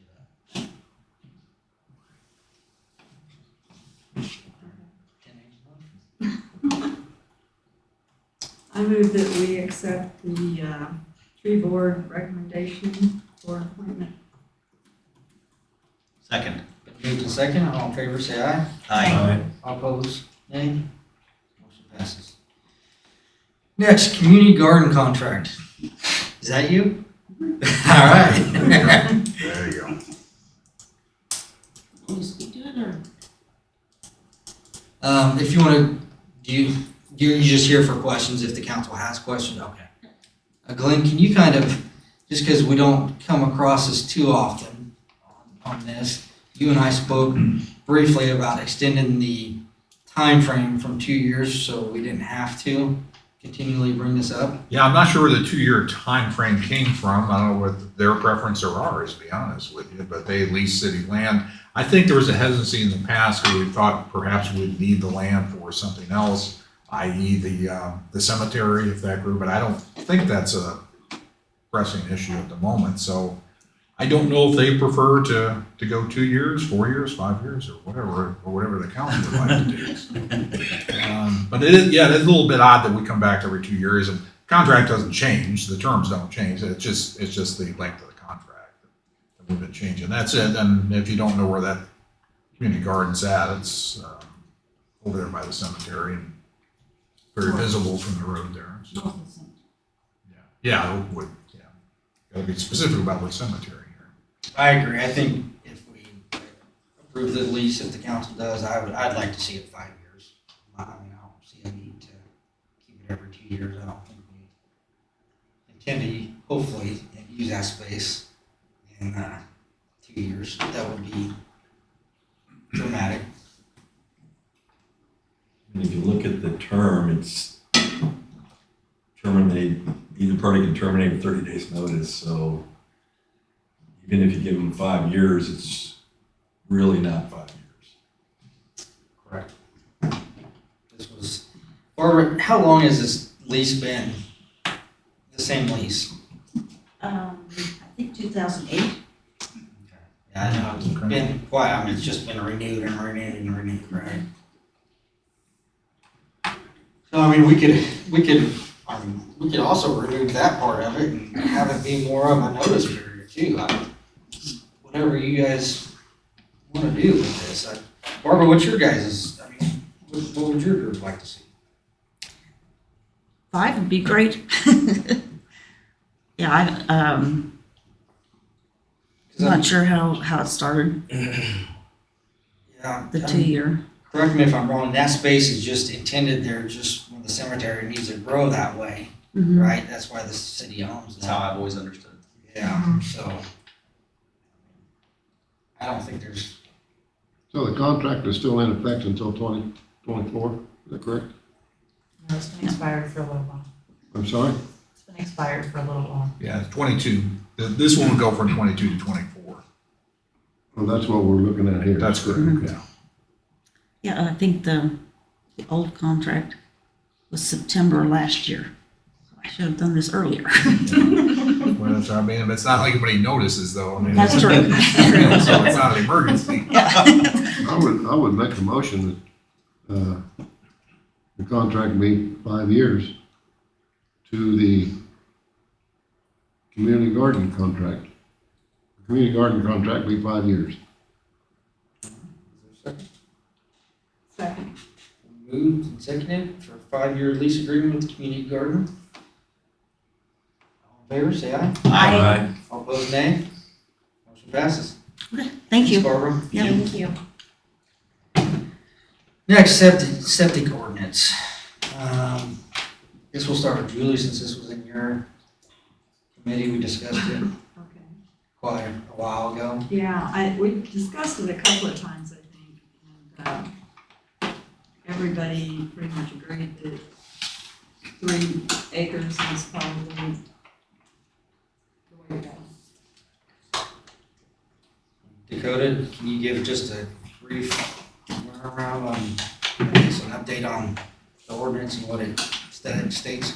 Certainly. The ordinance is actually going back to how the language was originally written in the, I think it changed in the early 2000s to go from 3 acres to 10 acres. So the language would be going back from 10 acres of land that you'd have to put your own septic tank on that, on your property, to 3 acres or more. So the literal change to the statute would just be the number of acres would be modified from 10 acres to 3 acres. I think that was based upon staff recommendations and the committee's recommendations based upon the type of properties that we are seeing in the community who would like to put their own septic on and aren't necessarily tied into the city line. So it seems that that was the impetus for this, but this is how it was before without any issues. I wasn't around, I don't think anyone was around when it got changed to 10 acres. I'm not sure what the reason was for that exactly, but it seems like the idea of going back to 3 acres makes sense for all parties involved. So that's the only change in the ordinance would be that just 3 acre language. And this is only a first reading, so. It's only for what? A first reading of the ordinance. So we don't have to vote on anything? No. Is there anybody here from the public who'd like to speak to this agenda item? Council discussion? So remind me what our ordinance is around, annexed new land. There's utilities have to be offered or part of new construction if they're within a certain distance from our current sewer line. Russ, I'm gonna have you step forward and I guess answer that question. So kind of to answer Scott's question, this is kind of like a case by case basis, like it's like outliers that, because most folks, whenever they're going to put in a subdivision, they're going to want to hook to regular sanitary service. The idea is there's like little parcels that are nooks and crannies that are far enough out and away from our current main that cost effective wise as a city, it wouldn't make any sense for us to extend it. Now, if there's a sewer line within 200 feet of the property, then they would be required to hook up. So that language is in another part of this of different section that is not going to show on this. It's just really taking it from 10 and bringing it down to 3. But if a parcel is annexed in that is not within 200 feet, you could have a 3-acre subdivision similar to Correct. Signal Oak So subdivision. yes, Casey is exactly right with that. So like with Signal Oak, when that subdivision was going in, it was not cost effective from a city standpoint to extend. So all of those are on their own septic systems, which the county comes out and actually checks on that. So it's really up to the city to determine whether they want to extend. And if they do, within 200 feet, then the decision has been made. Correct. 200 feet of the structure of the house? 200 feet of the property. Property line. Property. Or you'd have to get a variance, probably, right? Yes, correct. Right. So I think the idea was, we have, Julie's right, we've talked about it a couple times in the committee. We also talked about it with the prior council in committee. I personally would love to see this because I like the Signal Oak subdivision. I think it serves that, we talk about having different types of housing in Baldwin. And a lot of people can't afford the 10-acre tracts of land. So, a 3-acre tract in the city limits, we get to collect that revenue from that house, and state law allows for a septic system on 3 acres. So I don't see the risk to that. It seemed to work well for the people I've been saying along with. I don't hear any complaints with them not being connected to the So you're saying septic tank? septic system, yeah. Yeah. Yeah, if you have 3 acres, in my opinion, I mean, I actually see I'm not it, arguing with you. No, I'm in agreement. yeah, I actually see it as a benefit to the city, because if we get that large parcel that's annexed in and subdivided into 3 acre tracts, typically those are bigger houses, not necessarily, but also they can be on septic and not tax our sewer system. No, is there, I know there's a rule in the county, and I can't remember what it was, and I knew it at one time. There has to be so many feet of septic line per square foot per house, is that correct? Correct, they come out and do a percolation test on the Yes. soil, and then the county dictates And how what many happens, feet of lateral. what happens in the case where you got a 3 acre spot out there that's not gonna work? Are we gonna run a septic line or a sewer line for it? They would have to. I mean, that'd be up to the property. That'd be owner. property owner, right. Yeah. Correct, because the county would actually sign off on that perk test. I mean, when they go in there and they do all that, they want to make sure that it's not going to be detriment to, to the ecosystem as a whole. So, Yeah.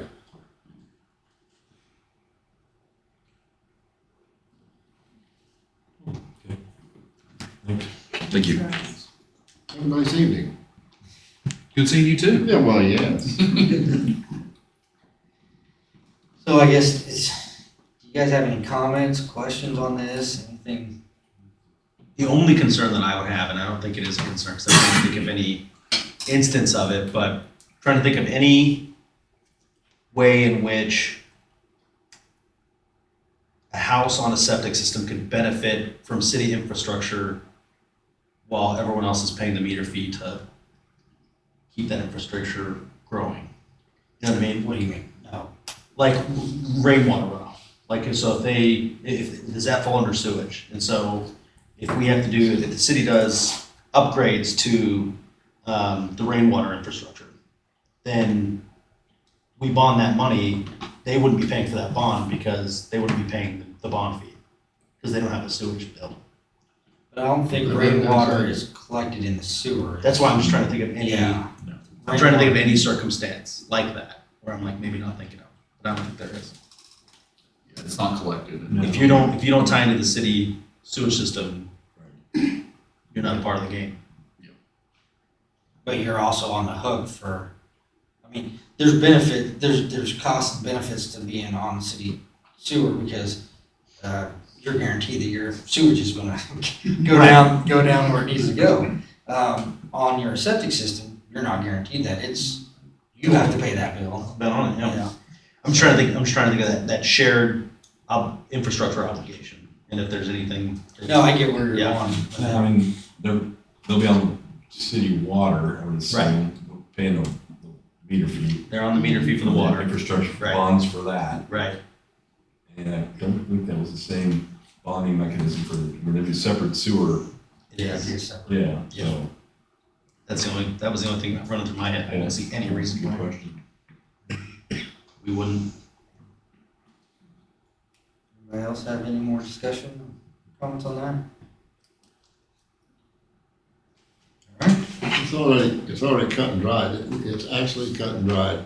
If that property is not within 200 feet of the septic, of our septic system, of our city septic system, of our city sewer lines, it's already cut and dried that they can put in, is that what we're saying, that they can put in a septic tank, right?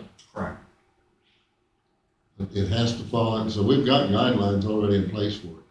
Yeah, we just had Except limitations. for the payment like he's talking about, of the use of the sewer line. These people are gonna pay more for that sewer system to get it in than they would pay us in 10 years. Yeah. Yeah. Yeah, because I mean, a septic system. But the money doesn't. $15,000 Yes. to install. Correct. Yeah, What is the average cost? about 15,000. How much? About 15 grand. Yeah. That's without rock. That's no problem.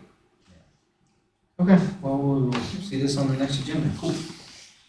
Next item, Scott, water rates. Ben, Yeah, and I think, again, this was discussed in the Budget and Finance Committee, and really what we discussed was what options to bring forward, what scenarios to bring forward to the council for decision on the water rates as part of the whole 2023 budget process. So what we've got here is three different options. Can you show the second slide first? Please, just scroll, there you go. What we talked about at the committee was what the reserves we're gonna try to hit are. So what this shows is within 2026, the 90-day reserves for water would be hit, right? So based on that assumption, I've got three different options or choices you might want to look at. This is water only. So the one that says skip 2023, what that does is put a rate in place now. We're going to skip an increase in 23, and then we'll come back in 24 with moderate upgrades or moderate increases. And this is all assuming that that's needed. But that's what the immediate assumption is we'd come back to you guys with a rate increase. The annual is just an annual increase starting now, and then January 2023, 4, 5, 6, and just keeps going. Then the last one's accelerated. So in other words, do nothing now and just have moderate if low increases annual after that. 24, 5, and 6 actually end up being double-digit increase, really. The top graph, could you go back up to the top? Shows what the rates are in each one of those scenarios. So the skip would be a 1412 for both now and 23, all the way through 23, and then moderate upgrades or increases for 24, 5, and 6. So between July and 2026, we're looking at $1. And this is only consumption. This assumes that the actual meter fees don't change at all. So I'm just showing the consumption charges here. And then the annual is, right now the ordinance shows 1307 for 27 or 22. So we'd actually add a few pennies onto that for the annual. And then 1407 is what is supposed to be in 23.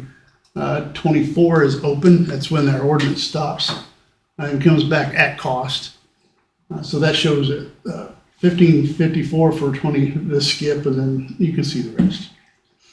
so But 26, we get to about the same amount. so the annual on this one, is that increasing now or in January? Now, Okay. Yeah. So we would be looking at looking at that chart, that'd be the less impactful to the citizens. Right. Is the annual. Over a few years. overall.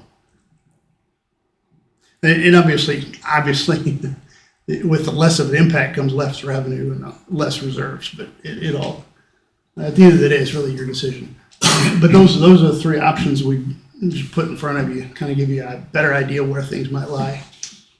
So Ben, can you remind me, because I don't Sure. remember, when we passed that ordinance a couple years ago for that annual increase, what would have been, is 1372, what would have been the January increase for 2023? 1407. 1407 would have Yep. been. Okay, so that's still keeping 1407. On pace, yeah. It's increasing a little bit in January or July here. So it's like a after that. partial increase. Right, partial increase this year, leave it alone next year, and then another increase for 24, 5, and 6. And that ordinance stops after 23, so. Yeah. You scroll up to the reserve fund, so what this shows, when I look at this, if you look at the 90-day reserve policy target at the Right, that's the bottom, line. And then you've got three different rate options. It looks like, I tried to do the 15% math on it. And if I remember, couldn't find it on my, if I remember, we get to about the 15% minimum. looking at the annual like in 2025, and then we get full 25% in 2026. Right. Yeah, that's about right, yeah. This is projecting zero growth. 1.5%, but yeah, it doesn't take into account success of the RHID or anything like that, any kind of expansion. It's very modest increases.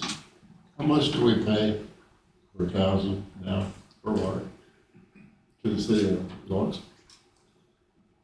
Glenn, do you have that?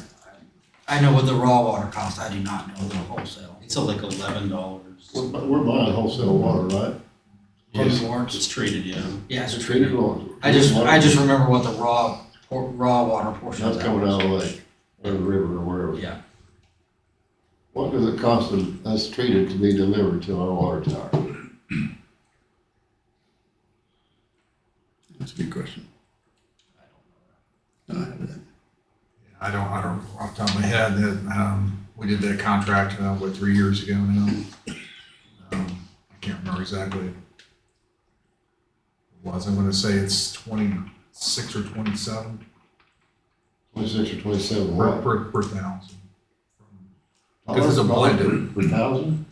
it's a blended rate, so, But you're only charging 14 when you sell it through the city.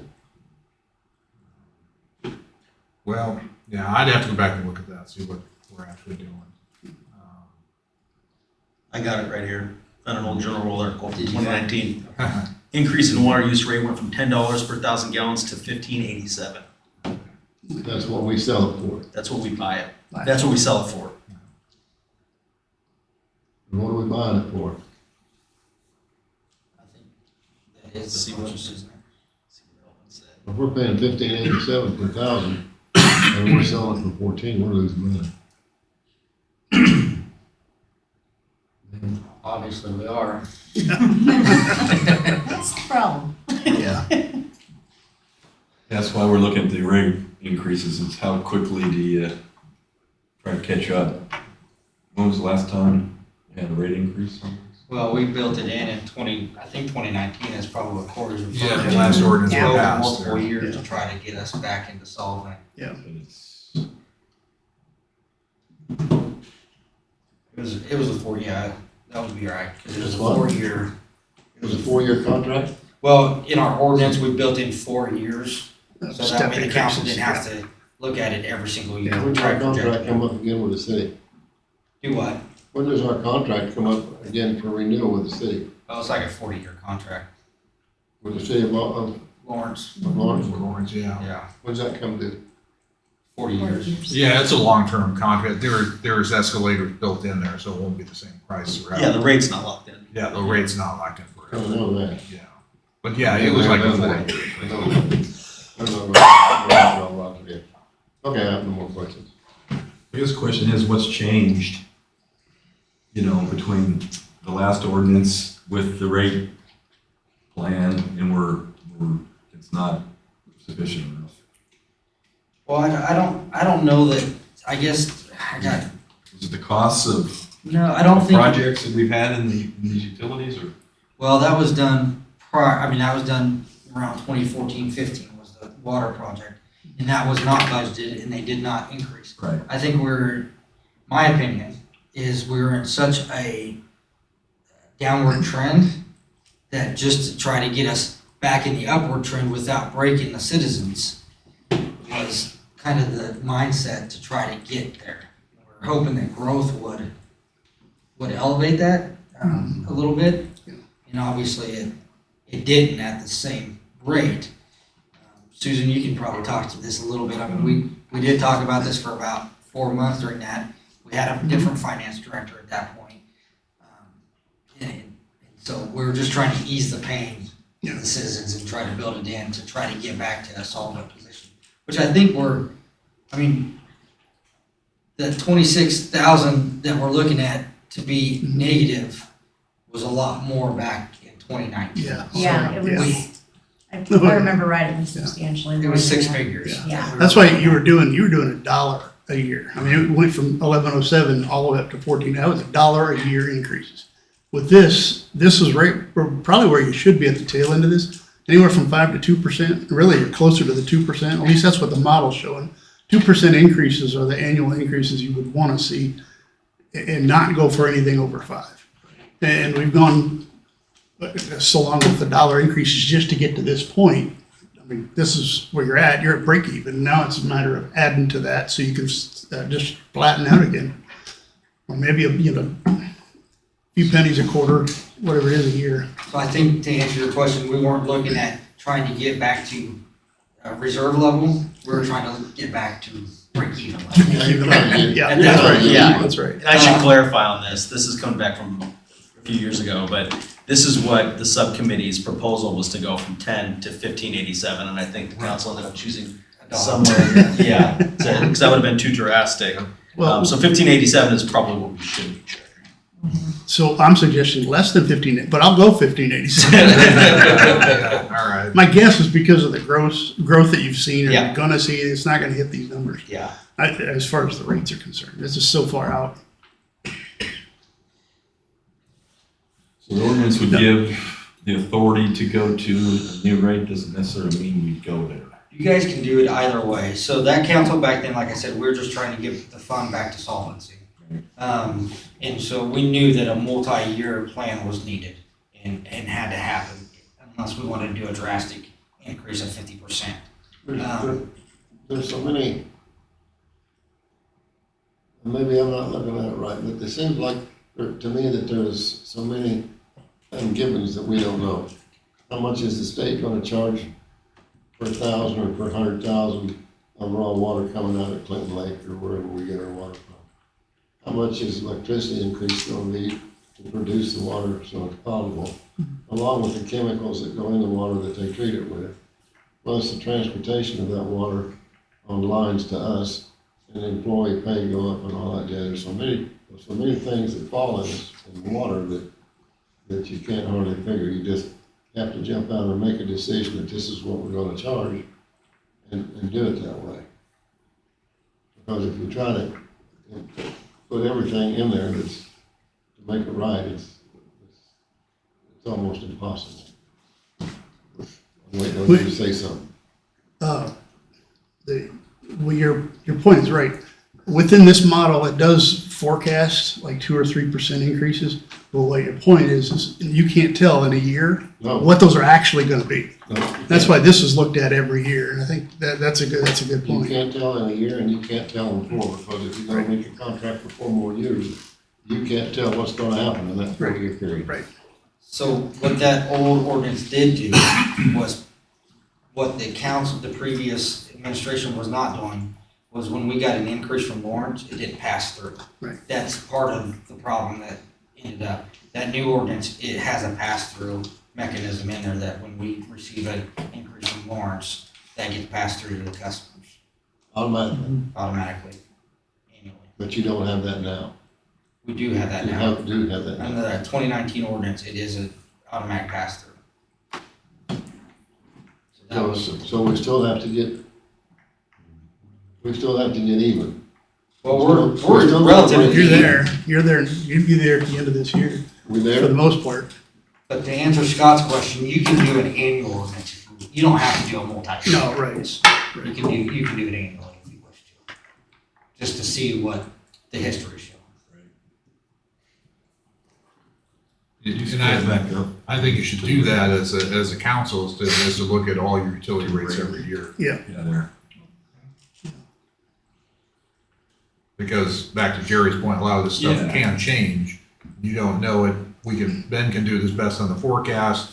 We do have some control over what our costs coming out of the lake but things change, and they can change in a month or a year. So we really should look at it every year.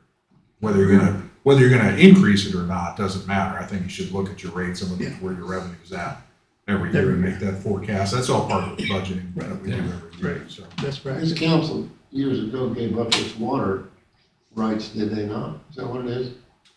No, it's more of a complicated deal. What happens is that we were able to combine with Lawrence and the rural water districts around us to make a deal with the state, rather than buying directly from the state. But we still have the rights, it just goes through Lawrence, is what happens.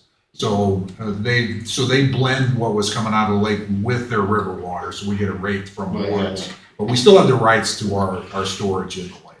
We didn't give that up. So, Yeah, it's always been blended, whether you knew it or not, it's always. right, yeah, because water's water, once it goes through that plant, you don't know where it's coming from. But as far as the state goes, you know, we had a contract that went back to the 70s, which just, you know, well, seems like yesterday, but it was 4 years ago that expired. And we weren't gonna get the same, you know, so, Well, that contract was probably out in 72, wasn't it? I think it was 77. It was 77. 77, 78, somewhere, yeah, it was the late 70s. How you guys know this? I just remember it was the the late 70s. And so we weren't gonna Remember get the that decade. same rate anymore, unfortunately, but we did the best we could with Lawrence. And hats off to them for stepping in and stepping up and doing that, because that was their idea. And the rural water districts came in with us, and that's what makes it, otherwise it would have probably quadrupled our wholesale water rates. 4 times. Well, thank God we're not dealing with Mead Lake. Yeah, I mean, you know, our problems are relatively mild compared Yes, to they what are. people out west, even in western Kansas. We just came from a Kansas Municipal Utilities conference down in Wichita, and they had people from the state and whatever showing how drastic the problems are in western Kansas with aquifers running down and all the problems they have out there. There's dozens of organizations that control water out there. Nobody has a solution to any of it. And if you get further out to the western, it's even worse. So I don't know what people are gonna do. I really don't know how they handle that. I don't have a solution for it. That works, Mom. Well, But yeah, I mean, feel lucky we have the situation, and nobody likes an increase, but yeah, at least we have water to pull from. You're right. here. We are lucky. And We it's really, yeah.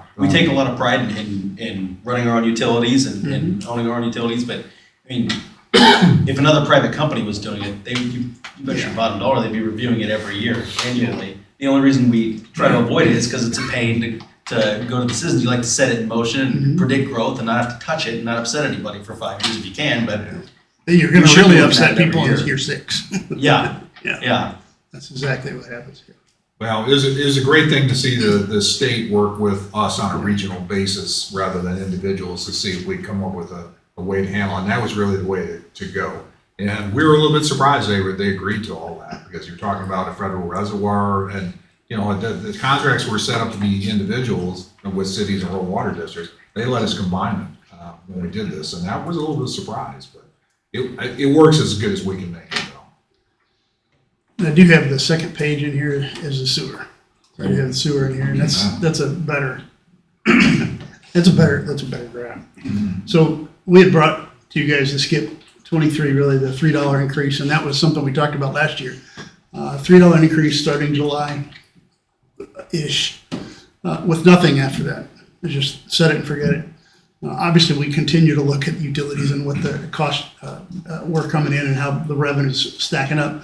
The second one's annual increases, and that's just splitting that $3 into two years, right? And then the accelerating is basically doing nothing and putting it's I think $1 and then doing the $2 in the second year. Each one of those get to a reserve in 2024, right at where your 90 days are. So does this include the transfer back to, That's in water, right? was it in water? That's in water. Is that in And there? that transfer, the assumed transfer would start in 2023. It's 100,000 per year if you needed it. It's assumed that it's there for those rates, for water. And it's 23, 4, and 5, and Is it then 6, reflected? 7, 8 gets paid back. Okay. And we'd actually, That is shown with the transfer. that's in here, right? Those are all in here. Yeah, and we'd actually put that in the budget and update that every year. That way it's there, it's solid. So if you look at the reserve plan here, I mean, we're getting to the policy way sooner. Oh, yeah. So why? Well- Why wouldn't we spread this out? Your expenses aren't as high in this one. Right. It is one of the bigger reasons. The $3 gets you farther than what your few cents do on the other side. Right. So you're going from $8 to 11 in this case. Right. So let me ask it a different way. why wouldn't we consider Spreading out the assumptions, yeah, spreading smaller, out, yeah. smaller increases over a longer period of time? But you could. What's that? Like $1 each year. Yeah, 'cause to me, it's kind of the goal of, you know. That's what I was trying to do with that second 25, one, yeah. 26 of getting to policy and maybe, you know, a year before you're at the minimum. But I'd support smaller increases over a longer period of time. My reaction to that is that this has no construction built in it whatsoever. So if there's something that, now, if for water it does, sewer, if something happens, then we're gonna be borrowing money from somebody, from either electric or water, or whoever's got it. What this is trying to do is get to a point where we've got reserves to fall back on without actually having to borrow and add that back into the budget to pay back. That was the Yeah, no, that makes methodology sense. behind it, yeah. Go back up to reserve levels again.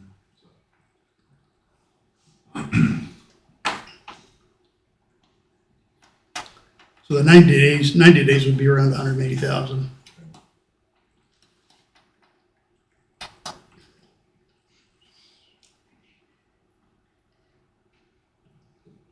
So essentially, if we went up by $1 per year, it just pushes it out probably 1 year. Really, yeah. Yeah.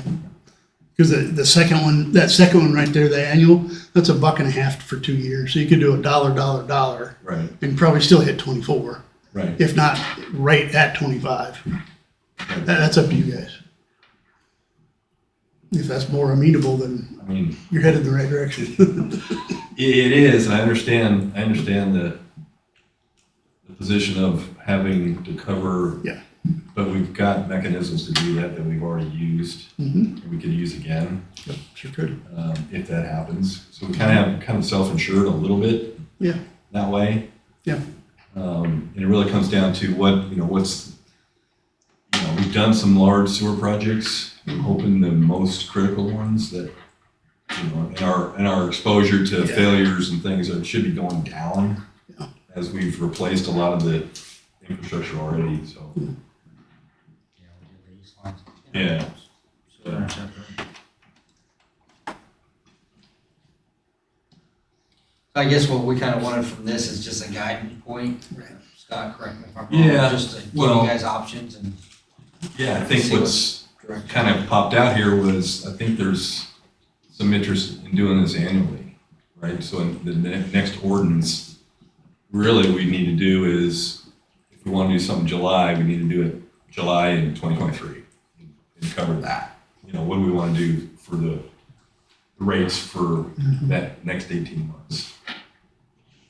And I think that's what we're looking for guidance on where everybody's head's at around that.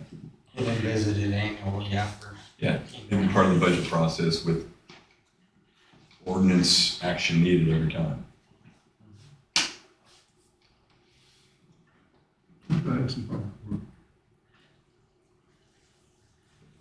Julie, what are you thinking on this? What would your preferable method be?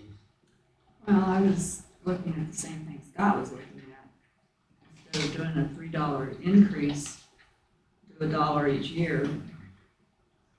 That spreads it out and it's not such a big hit for the citizens' bill. What about on the water?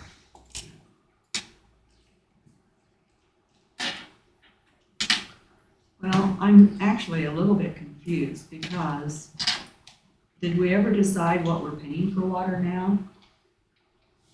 For 1,000 gallons? So it was $10 in 2019. 15 something. Well, that's what was, I was right, I misled you. That was the proposed, I was reading the article wrong. That was what was proposed, it actually didn't get voted on. What ended up getting voted on was, I think, $1 a year increase. So 10, 2020 would have been 11, 2021 would have been 12, we should be at 23, we should be at 13. That's the rate charge, though. What you're asking is what we're paying. Yeah, she's asking What our for- raw. she's asking for- What the Oh, raw okay. water cost You're asking what is. we get from Lawrence. Yeah, and we'll have to look at that and bring it back. Yeah, I can't remember I that. think what you can infer here by the reserve fund levels, if you look at that, as that reserve, 90-day reserve increases year to year, that's what we're making above our cost, Right. right? Because that's The what's gonna difference, be yeah. Yeah. left over each year. So Mhm. when you look at 2023, if you look at the annual, we're moving from $19,000 to $159,000. So you can infer that we're, $140,000 above our cost. In 2024, and the water's got $200,000 construction for a specific project. So add 200,000 to that, and then there's your difference for 23 to 24. So that's if we increase the monthly rate to this 1412, 1372. That's per 1,000 gallons, right? Right, that is for 1,000 per I gallon, think yes. that's, the Correct. way I see it, Julie, I think that's right. I think those figures have the increase that would come in the next time. Is that correct? This would be increased in July. So we don't know what it is Or today. August, or however soon we do ordinance. Right, and then 2023 it stays the same. Yeah, the first option. Well, so there's three options. There's multiple. First line's option one, rate structure, second line's annual, so each one of those is really different potential plans. And I just did quick math on the skip 2023 at 1412, July through then 2023 versus annual at 1372 and 1407. It's slightly lower, like $4 lower per thousand if you average those two out over those 18 months. So it'd be slightly lower impact those next 18 months to the citizens. Yeah, yeah. I'm kind of favoring that annual view Over the accelerated. over the accelerated. Yeah.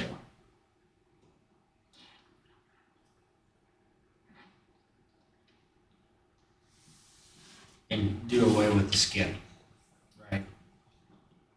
Well, I mean, what we're gonna need to do then is we need to change the ordinance to 1372 between July 1 and December 31st, and then it goes to 1407 from January 1st to December 31st.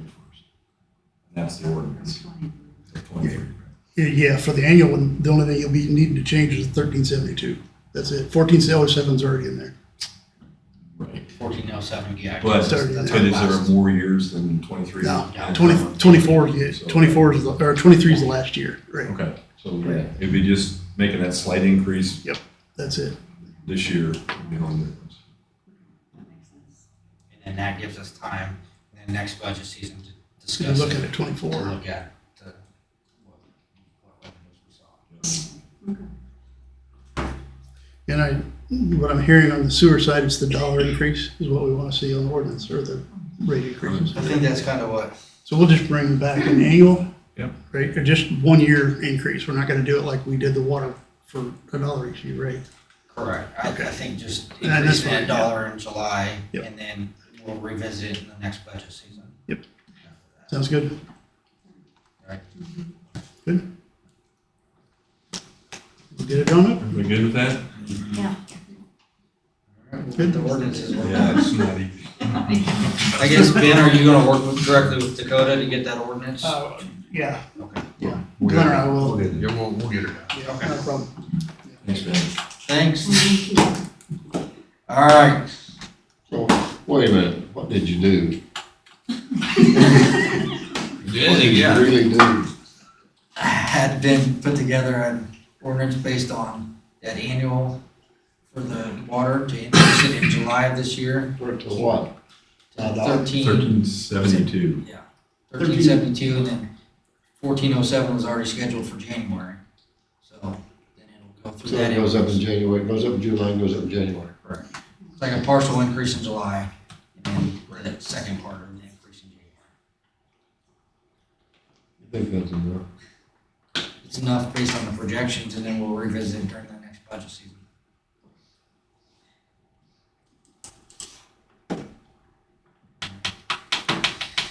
Okay, next is the Maple Leaf Trail Phase 2 grant application. Glenn, this is your baby. Yeah, absolutely. So we just approved that, a three-party agreement on phase one. This is phase two, which This will go from the depot south toward the city limits, actually. So you see the cost in there. And that's, again, it's an 80-20, it's a TA grant, 80-20 split, same thing that we've got before. And we've been, again, successful, very successful with TA grants.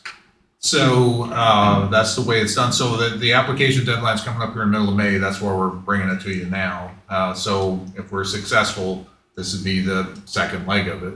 And then if we're successful with the other two grants, then that would be the ones that would go south towards Ottawa. So what was the purpose of the engineer routing it down College Street and up to the trail? I don't think you can squeeze it in where the tracks are up there. They don't have enough right away. Yeah, I don't think there's enough right of way to because you got the depot and the platform and all that. So it's going to have to take an alternate route around there. So that's the best way you can do it. Otherwise, it's too crowded in there to bring a trail up through. So we had to swing it around a little bit. But otherwise, this would be the second leg of it.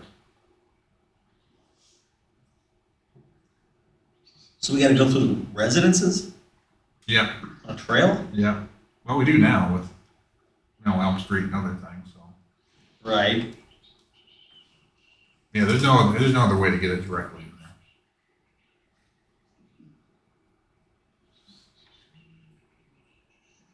in there. So it's a sidewalk. Right, well, it'll be as wide as the other trails are that we have. They come down like Elm Street.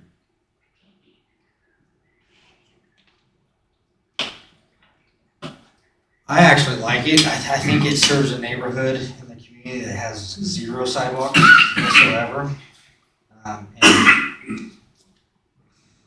Yeah, it comes back to the depot and the park also there is where it connects up to. So. quite a few kids live in that neighborhood. I know, just speaking to a lot of them and hearing from a lot of them, we do have that easement that goes, what street is that from? Oh, this is South Street. Sorry, that's not called, it's South Street. Right? Yeah, you're right. So we have that easement that goes from South Street and connects down to, is it Mustang Lane or something? Yes. Something on that area, which eventually then you could have a direct connection point to that for the kids to take as well. If the city ever wanted to do that small little piece in there. But that's obviously not part of this application. Called a golf park, a community park, is that what that is? That's the golf, Course, is it a community park, more or less? technically.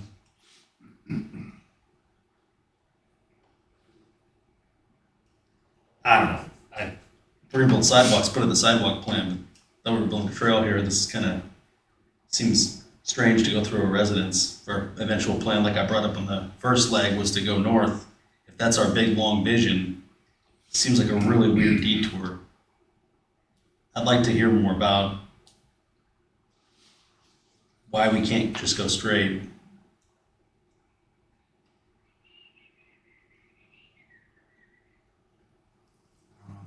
Speaking off the cuff here, this doesn't feel like a trail to me.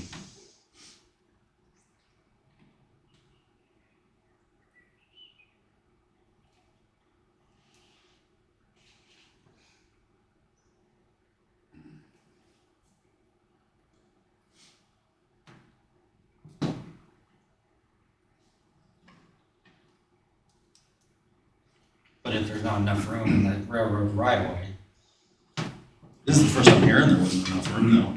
I didn't know. Yeah, I didn't know until they designed it either, so, I mean, that's the only information I have on it, so.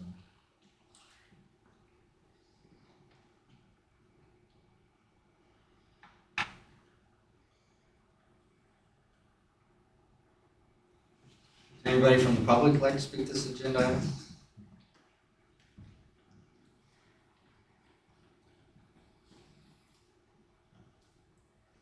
Anyone else feel free to share. That's just kind of my first glance thought of it.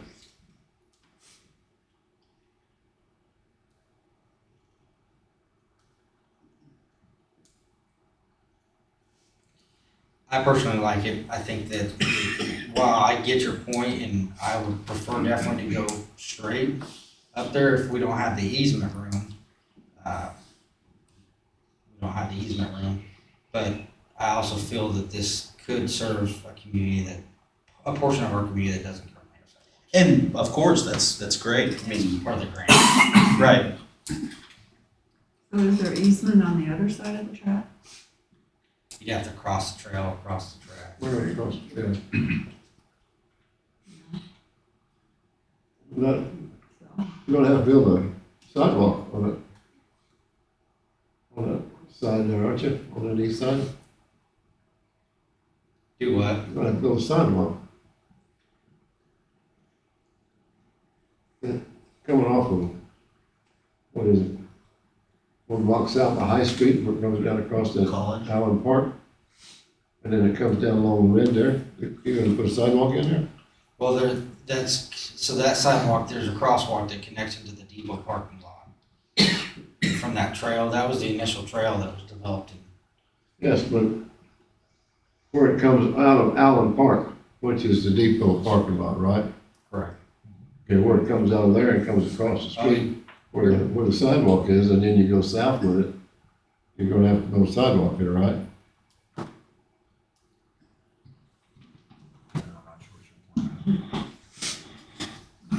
Right here, you gonna build a sidewalk?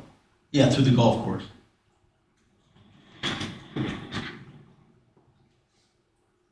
On the edge of the golf course. Huh? Oh, that's in play. End up there often. Is it? Oh yeah, that's That's number one hole. that's coming up on hole 3. That hole 3? Is that on the tee box is? That's where a lot of 3-wood shots go errant. Does it take away? I mean, I know there's trees there. I'm not seeing. You guys know that course. What's that? That's Driveway. kind of where the dog Where the park dog is park was right? gonna be, yeah. Well, the dog park was gonna be further north. Well, the driveway's, that, The driveway comes in and goes right through where the dog Yeah. park was at. Yeah. you can see the clubhouse Yeah, I see the clubhouse. just south of where the 90 degree. Yeah, you're on the Clubhouse 3 is right fairway there, for a yeah. good 100 yards.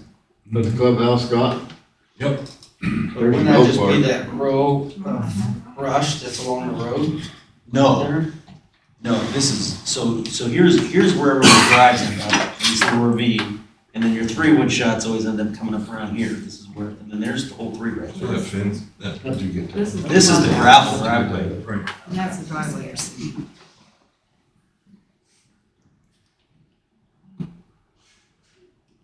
So I mean, it I just guess, stops right there at the golf course? I don't have a. well, It connects to that trail. already existing sidewalk. The sidewalk runs down 4th. Oh, okay, I got you, That's what the light. okay. What's this? Glenn, do we not have enough room to, I guess, turn it 90 right along that street and stay off the golf course? I hate computers. No, I don't, yeah, I don't think so. I know where I know where you're talking about there. There's a fence there and some other things there. It's kind of a, it's not a ditch, but it's a kind of a area where it falls off there. I think he's trying to avoid that, where it slopes down there. That's what the point of that was. So, right, it does parallel wherever the golf course is and then go right to that existing trail. I don't know if he can stay right on the right of way there or not. So this area, is this not, if we got the $20 million grant, would this not be covered under that? I don't think, I think we took that from the city limits down. I think that's where we were, anticipating we were gonna apply for this and get this here. Is there any urgency in getting this? It's due, It's today's, right, we've got less than 2 weeks. So it's before the next council meeting.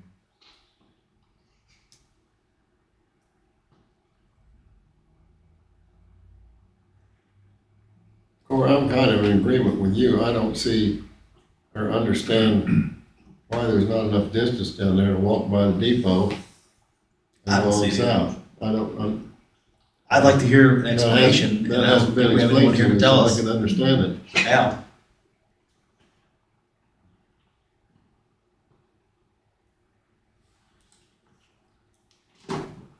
Yeah. So I'll get up and speak to that. So Here we go. when you're looking at the railroad right of way, it's roughly the same as it goes through from High Street as it works its way down. Yeah. The difference is in that little section there, there's actually 2 tracks. Okay. So that's what's taking up that extra right of way because they've got to have a certain amount of separation from the trail to where the cars would be, from my dealings with it. And that's really the kind of the small little window of the overall picture it's got to kind of reroute in that regard. Now there is options as far as trying to buy some right of way in general from some of those other landowners in that area, but overall, that wasn't figured in any of these costs. Right. And I'm not trying to step on Glenn's toes here on this deal, but that's kind of from what I've seen with the project. So I don't think it's a matter of them not wanting to do it. It's a matter of there's just not enough footage to make it actually, be usable, as well as them have rail cars in there as well at the same time. Could we amend this and have it go up that way until we rule out that that we couldn't get the easement required from South Street to Allen Park? I don't know how KDOT would look at that. I mean, again, this is competitive grant, so I mean, if you're gonna put those contingencies in there, No, I'm saying submit the grant yeah. with the line going straight up to Allen Park and see if we get the grant and then figure out the route at that point. If we can obtain more right away from those property owners, it looks like roughly 5 property owners along that route that we'd have to address, and Midland owns that house right there. That first half of the block. Right. They own one house. Right where that turns to go back to the east from the railroad tracks. Right there on the corner, Yeah. Midland Railroad owns that?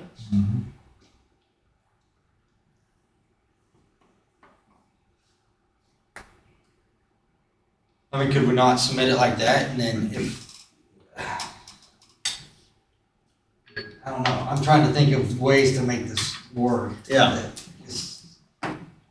Or are Jerry and I in the minority? Does anyone else feel like it's kind of strange? Yeah. It's not We're all It's definitely not my But preference, for I'm not- sure. there's- Okay, I didn't. There's nothing unusual for it, we'll always do that. It's been confirmed. I mean, Okay, if got this it. is how it has to be, then Well, right, yeah. If that's the way it has to be, let's leave it alone and get it done, is that what you're saying? right, Well, but I agree with you too.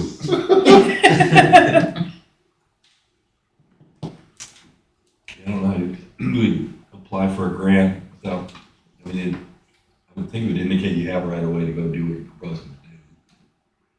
Well, do we technically have right of way and it's just really awkward and narrow over there? How narrow? Yeah, it's not enough. I'm sure there's a minimum you need to. Correct. Yeah, Do for that. just for safety reasons. Right. Yeah. The overall grand scheme of things, yes. There is right of way, but there's just not enough to make it actually come together how we would need it to be. So whenever they find something, they have So there's 2 tracks there, and they minimums, just right? use Right, those yeah. to store the cars on?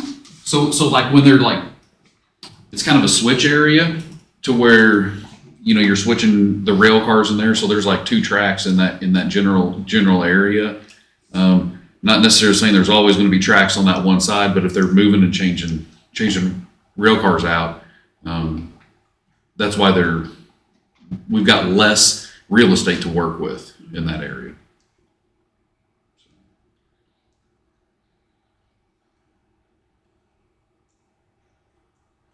So do we have the right of way on the other side of the track? So when you get to the other side of the track, then you get into with where the feed mill, and I don't know if you've ever seen how close it is from where that track is to that feed mill. Yeah, that's true. There is nothing there on that side. That's true. Then you got all the storage in there for trucks and all that stuff. Correct. Train trucks. The train trucks and all their parts and stuff that they've got lined up around that area. Who owns that piece of property right south of Allen Park? That belonged to Allen Wright? Correct. Yes.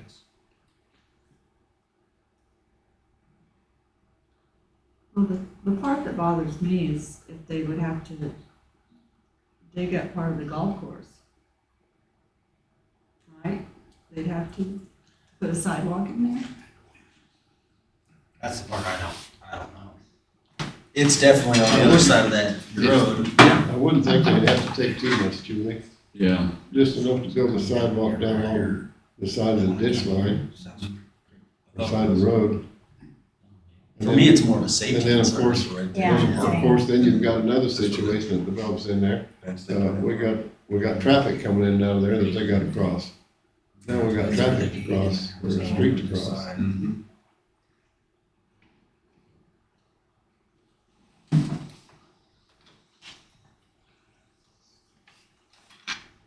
It's no more intrusive than a sidewalk on the north side of Ford.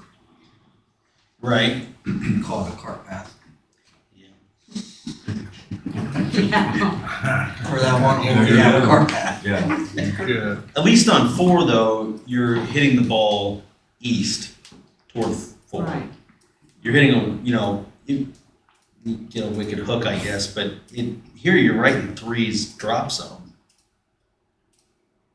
Mine anyway. Scott's a better golfer. Only if you hook it. That's the same problem on 4 that you have on 3. Yeah, it's not ideal.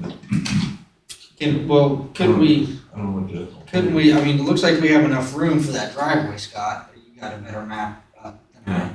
But do we not have enough room where city staff can move over that driveway and fit that sidewalk in between the driveway and the existing fence? You see what I'm saying? On the east side or west? Well, East move the side, driveway right. west and put the, West side of the driveway? move the driveway west and then I don't move know. that I sidewalk don't know. west to I the don't know where the property line is. Well, it looks like there's a lot of green space up there. There is. Probably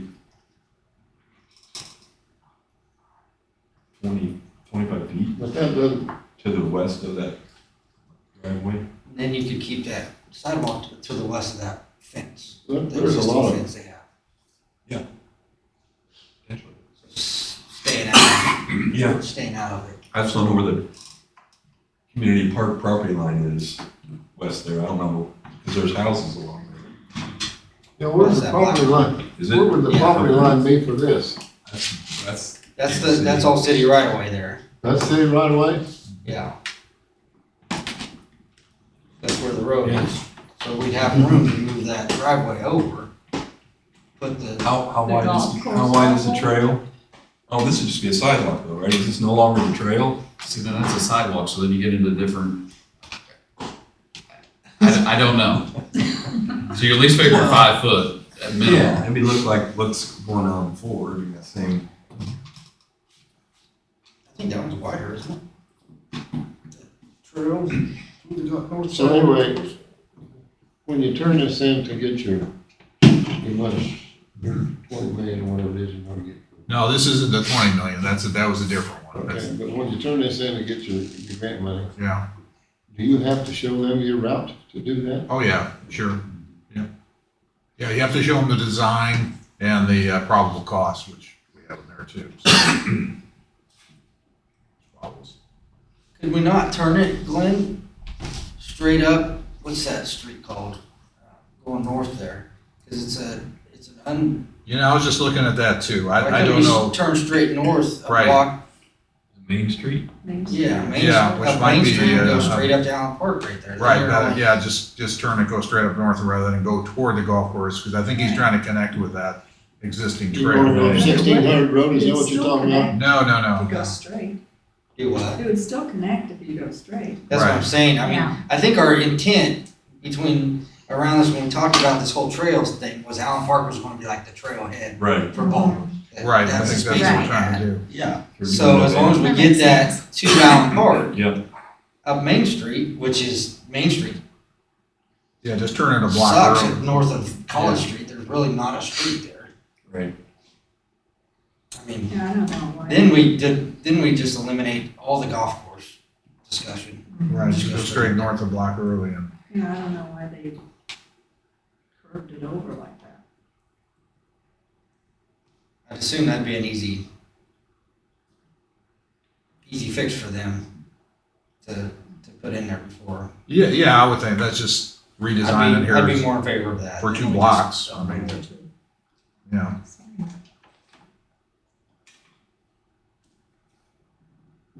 Would anybody have a problem with that? There's already a sidewalk there.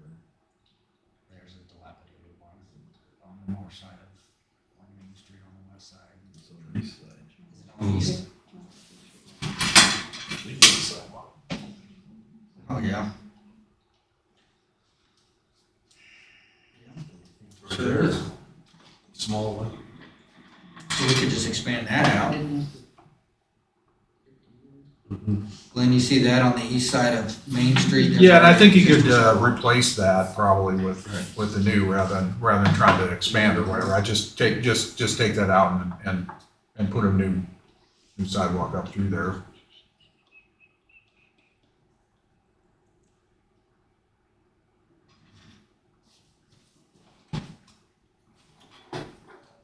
Is that more palatable? No. Really? Still cutting through residents. I think I think It it sounds like eliminates we're the gonna- safety issue though. It does, which was a concern. Mm-hmm. But my primary concern is that you're no longer a trail. You're temporarily a sidewalk in the middle of a town.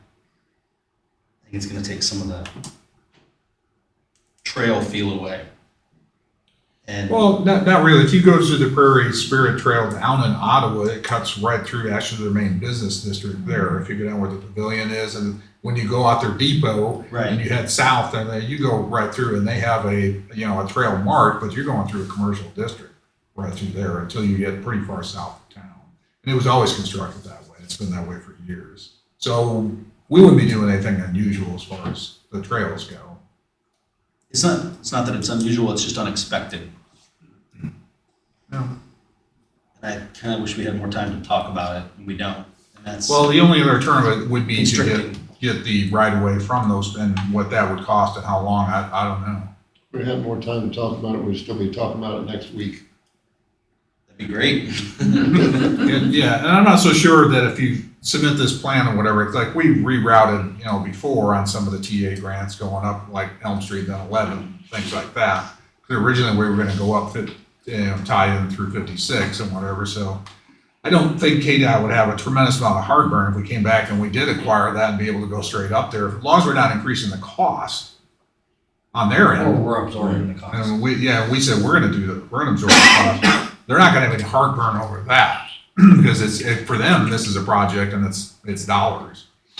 So if we were able to do that, in, let's say the next 2 years, and get that and reroute that, we just resubmit a design change on that. They typically don't have any problem, as long as we're not asking for more money, they're not gonna have some huge problem. But we have to show them a final design here. Sure. Because it looks like, Glenn, correct me if I'm wrong, where we really get constricted, it looks like we could probably make it to College Street. Like north Yeah, of College probably, Street. I don't know that though, but yeah, And right then you're now, only looking at 2 to 3 properties, right? yeah. Casey, It started to narrow. I think you're gonna look at that area, that entire area is not gonna be, unless you want to expand the right of way out and go into the properties there, starting at high, you're gonna be hitting where it won't be wide enough there based upon the tracks. So I don't think you're gonna College Street, the alleyway there, where I guess it's Farm Fresh right there. Yeah, Farm Fresh Crackers. I think you're still looking, that Farm Fresh is gonna be, that entire corner lot, you're gonna have an easement there. The park, you have no issues with that whatsoever. And then you go down to the next 3 or 4 lots there that are kind of budding.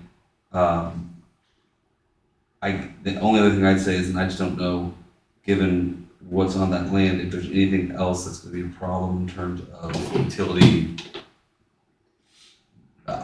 All the things that'd be in that right of way potential area, I can expand out. But I think one of the things that Russell talked about, and you could certainly talk with Jason Pryor about this too, given that he's been involved in this on the legal side and the right of way, is how many feet you're looking at. What's that look? I mean, what are you actually going to be asking from those homeowners?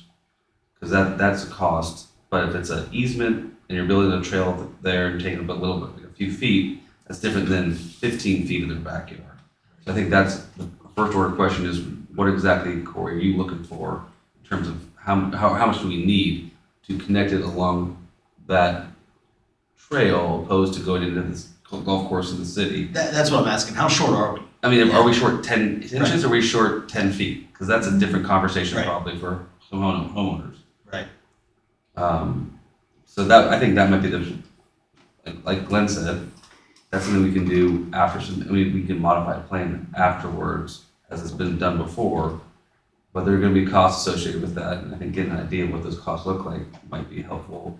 And I think the first way to know is how much property and residences are we asking to take, or at least getting an easement on to build that trail. Right. Does the trail change to a sidewalk, or is it just the same side? I mean, does the trail itself change? The trail, will look very similar on this part because it will be concrete. When it goes south, we're going to Ottawa, it'll be the crushed limestone. But in this part, it'll be the concrete hard surface, yeah. So the cost wise, if we do figure out a way to go direct, it's gonna actually be linear foot less. I would think so. So I'm gonna say, I don't might be think KDOT's gonna have any Might be huge some ability to problem actually with that. pay for some Yeah. easements with a shorter path for the sidewalk. I think Glenn's got the right thing. Go get the grant based on, because if you can't do it, you're gonna have to do this. Right. No option. And then change it if we can. Yeah, I feel much better knowing that this isn't set in stone. There's some flexibility.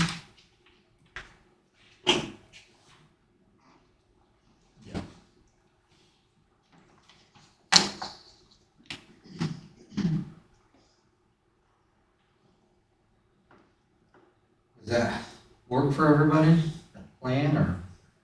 It's last we haven't discussed, maybe we have heard, I'm sure we have heard of, where's the, our 20% coming from? Small detail. Yeah, right now, we do have in the sidewalk fund in our CIP, we have over 300,000 in there. Okay. So that's what we're looking at. As far as, again, this looking a couple years out, so, and that's mainly funded through your sales tax. Right. That's not gonna be taken up by the 11th Street sidewalk phase. 300 grand, No. none of that's earmarked for that. The only 20% match we've done so far is the Elm Street. Right. Right.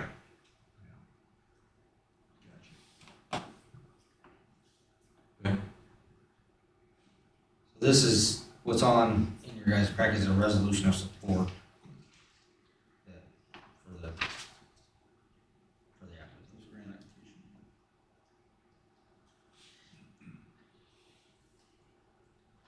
And Glenn can take that back to Jason and or whomever is working on this, BG, and check Right, on yeah, that's just taking it straight.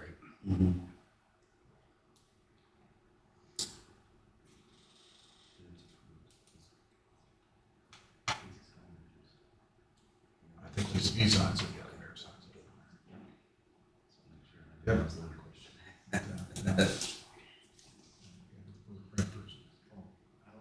Entertain a motion. Okay, I move to approve the application for KDOT grant for phase 2 of the Maple Leaf Trail. Second. Second, all in favor, say aye. Aye.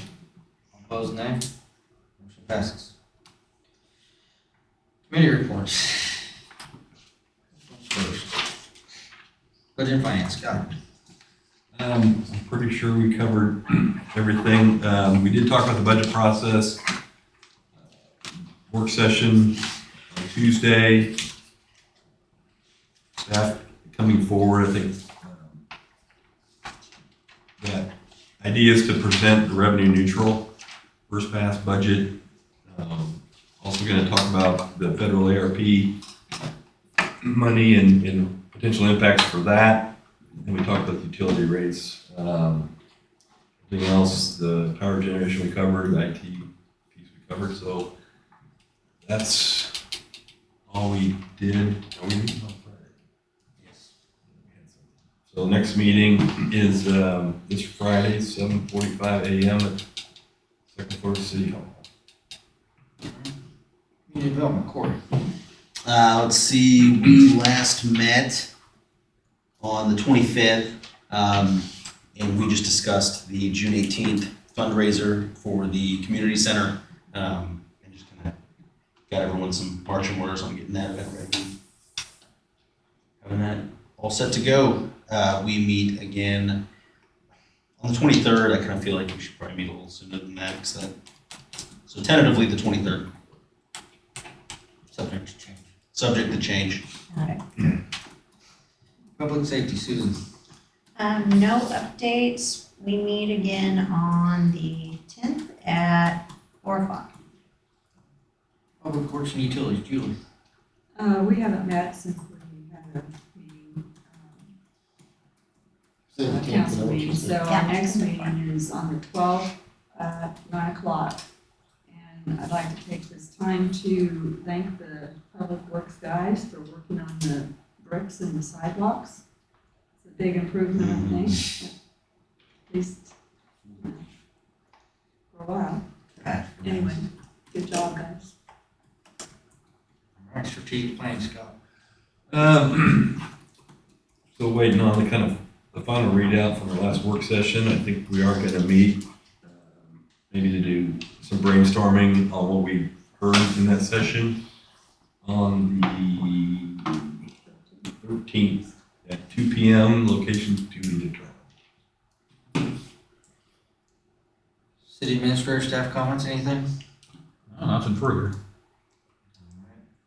Only comment I have we heard back on when we'll see our final strategic plan from Patty? No, I've not heard from her since we had the last meeting with her. I know she was gonna turn it around pretty quick, but let me get in touch with her and see what we'll get the final results. Any other council comments? Do we have any update on the contract for the motel land? We have not. I asked Glenn to reach out to him. No, I've heard anything back since the last, it's been probably a month since I've heard from them. I know they were negotiating with the other property on route there, but I think that's come to a standstill also.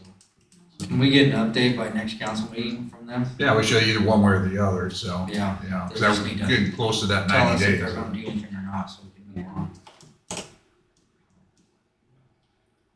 All right. Good. Everybody good? Entertain a motion to adjourn. No, we adjourned. It's been moved to second. All in favor, say aye. Aye. All opposed, nay. Motion passes. We are adjourned. Two and a half.